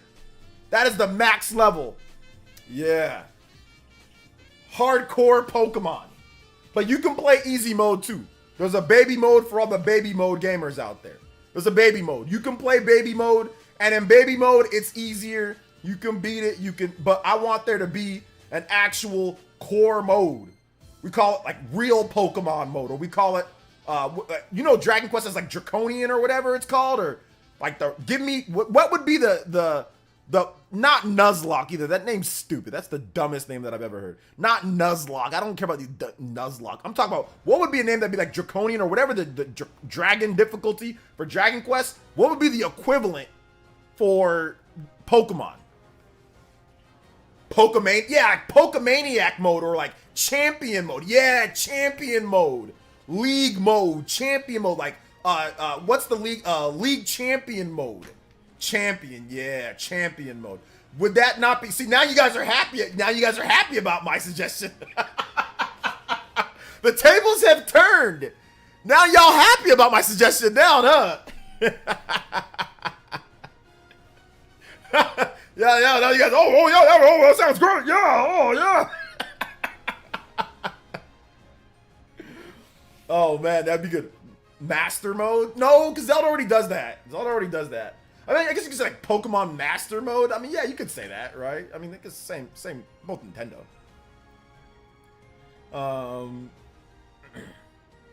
So, Red and Gary, yes, Red and Gary. Red's like the coolest Pokemon person thing ever. So like, Red's like goated, like, you know. And I want it to go back to the basics of Pokemon. I don't need 1,000 million Pokemon. I don't need any of that, but I do want a few evolutions.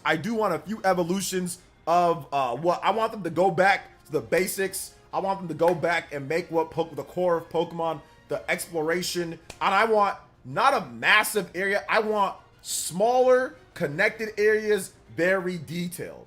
I don't need big old huge sprawling worlds with fields. I don't need all that. Give me detailed areas, very detailed, connected hub worlds, connected areas where you can just load it in. You can stream all the assets to that world and not make it to where, oh man, I'm seeing 5 billion miles in the distance, super open. I don't need all that. Give me like routes. Remember the routes in the towns? Give me that. Go back to that. Give me the basics. This can even be a side thing. This can be a Pokemon Legends game, to be honest. I don't even mind if this was a Pokemon. Yeah, this is probably a better Pokemon Legends game. So just give me Pokemon Legends, whatever. And I know Legends goes to like different areas that they've already been. So maybe it can be Kanto or whatever it is. Maybe they can do that. But I don't care. Like, just give me something. I think this would probably be better as a Legends game. Because as a Legends game, you can do stuff that you can't do like in multiplayer because it's a single player game, right? So you can do different things like the speed style and the strength style and stuff like that. So yeah, this should probably be better as a Legends game. So yeah, give me something like that. Let's see here. Kanto doesn't really have a legend though. Make one up. What do you mean? Make it up. You could, or make it in the future. Pokemon futures, not legends. Pokemon in the future. I don't care, but just do something. I'm just saying like the gameplay style of Legends, like that style of Legends, not necessarily like recording Pokemon for the first time because that plays into like this is like back in the day. But do something like, hey, maybe you're going to a new area and there's a bunch of new Pokemon that Kanto or has never seen, or maybe there's a bunch of new Pokemon that you need to capture and you need to find for the first time, like a new area, right? So you can do something like that, right? You can do something like that. So yeah. Pokemon Legends Unova with the full fused dragon from the old Unova Legends. Just hoping Legends Z is as good as Arceus. I think Legends ZA will be better than Arceus. I think it's going to be better because it's their second crack at it, at this type of game, right? So I think it's actually going to be better. So yeah, I think it will be, but we'll see. But we will definitely see. We will see for sure.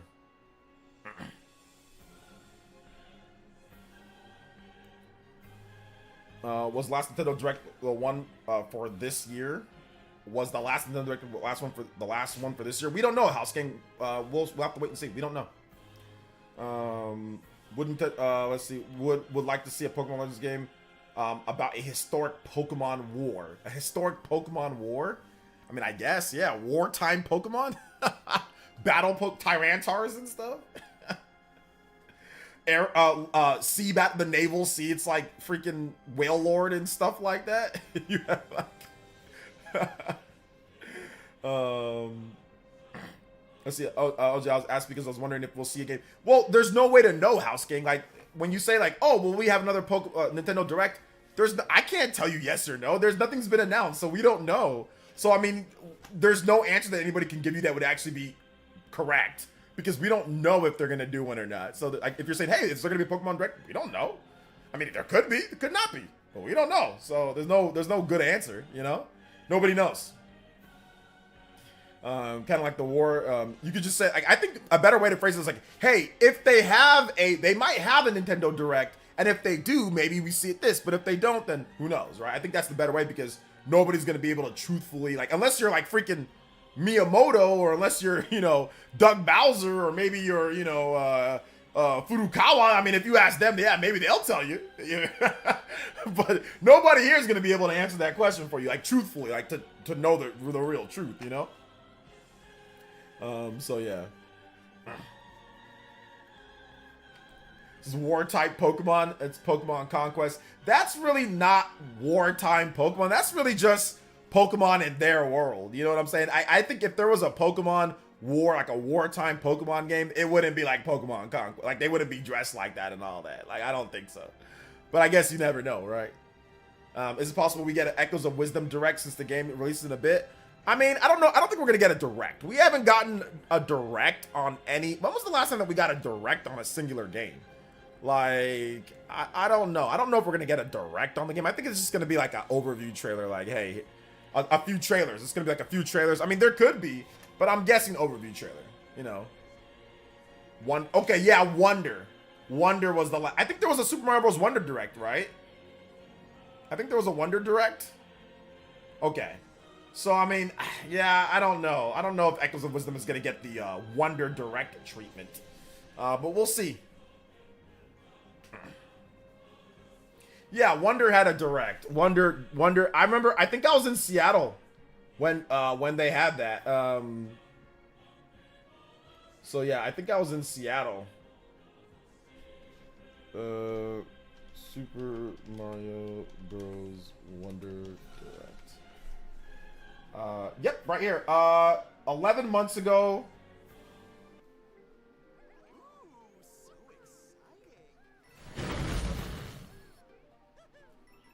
Welcome to the Flower Kingdom, a not so distant Super Mario Bros. Wonder Direct 8/31/2023. Mushroom Kingdom. Yeah, I streamed it. Mario and friends were invited here by the benevolent Prince Florian. Yeah, so yep, it was definitely a thing. Oh man, it was definitely a thing. It was definitely a thing. There you go. But all right, guys, we're gonna wrap it up here. I want to say thank you guys so much for coming out to tonight's stream. I really, really, really appreciate it. Thank you guys so much for coming out. I do appreciate all of you guys. You guys are great. You guys are the best. Like I said, look out for the Spawncast this week. Your boy will be back. I'm gonna try to be back for it. And we're gonna have a little bit of fun. We're gonna have a little bit of fun. You know, so it should be good. Should be very good. So make sure you guys, I'll be promoting it all week. So it's gonna be a lot of fun. So thank you guys so much for coming out to the stream, though. Seriously, thank you guys so much for coming out to the stream. And we are going to, I'm also gonna say, guys, check out my most recent video. If you haven't seen it, I did a SMT, or Shin Megami Tensei 5 Vengeance and video. And more video, so yeah. Did Tears of the Kingdom actually have a Direct? Did it have a Direct? Wonder was the last one. Wonder was after Tears of the Kingdom. Yeah, Wonder was after Tears of the Kingdom. So if you guys haven't seen my most recent video, check it out. Thank you guys so much for coming out to the stream. Make sure you guys come through. Like I said, I don't know if I'm gonna stream tomorrow, just because we streamed 7 days or 6 days out of the week. So I'm probably going to take tomorrow off. I'm going to go to the gym. Well, actually not. Well, I'm going to go run outside, more like it. But I'm going to go run outside. I am going to take care of my boy. And I'm going to edit another big video. So I want to say big love to Vadset. He really hit us off with that big dono. But we had Creosin Bomb. We had Vizion. We had so many people support today. So thank you guys so much. I really appreciate that. Sicilian, MGD becoming the member. Silver. Thank you so much. Matt Hall, thank you for the subscription. Simeon Coin, multiple donos. Brandon, Andrew G, thank you guys for subscribing. Shinru with the big 10. B. Martin with the big 15. DeAndre, that's once again with the big 80, 78. That is so generous, and it helps out the stream so much, man. Thank you so much. I appreciate it. Helps me get ready to take care of bozos on the Spawncast next week or this upcoming week. Minato Mario, thank you so much. I appreciate that. Creosin, thank you for the 100 core crystals. Simeon Coin, thank you for the core crystals. Crystal Ball Seed, 39 months. Appreciate that. Thank you so much. I appreciate it. Thank you for the Twitch Prime as well yourself. Shriner Dogs Game World, Michelle. Thank you guys so much for the support. I appreciate that. And yeah, go check out the vids. Like I said, I'm probably gonna take a little break. I'm gonna have a video. I'm gonna try to have a video for you guys tomorrow. So we'll have a video. But all right, thank you guys so much for watching. I do appreciate it, and we'll see you guys for the next one. All right, peace out, homies.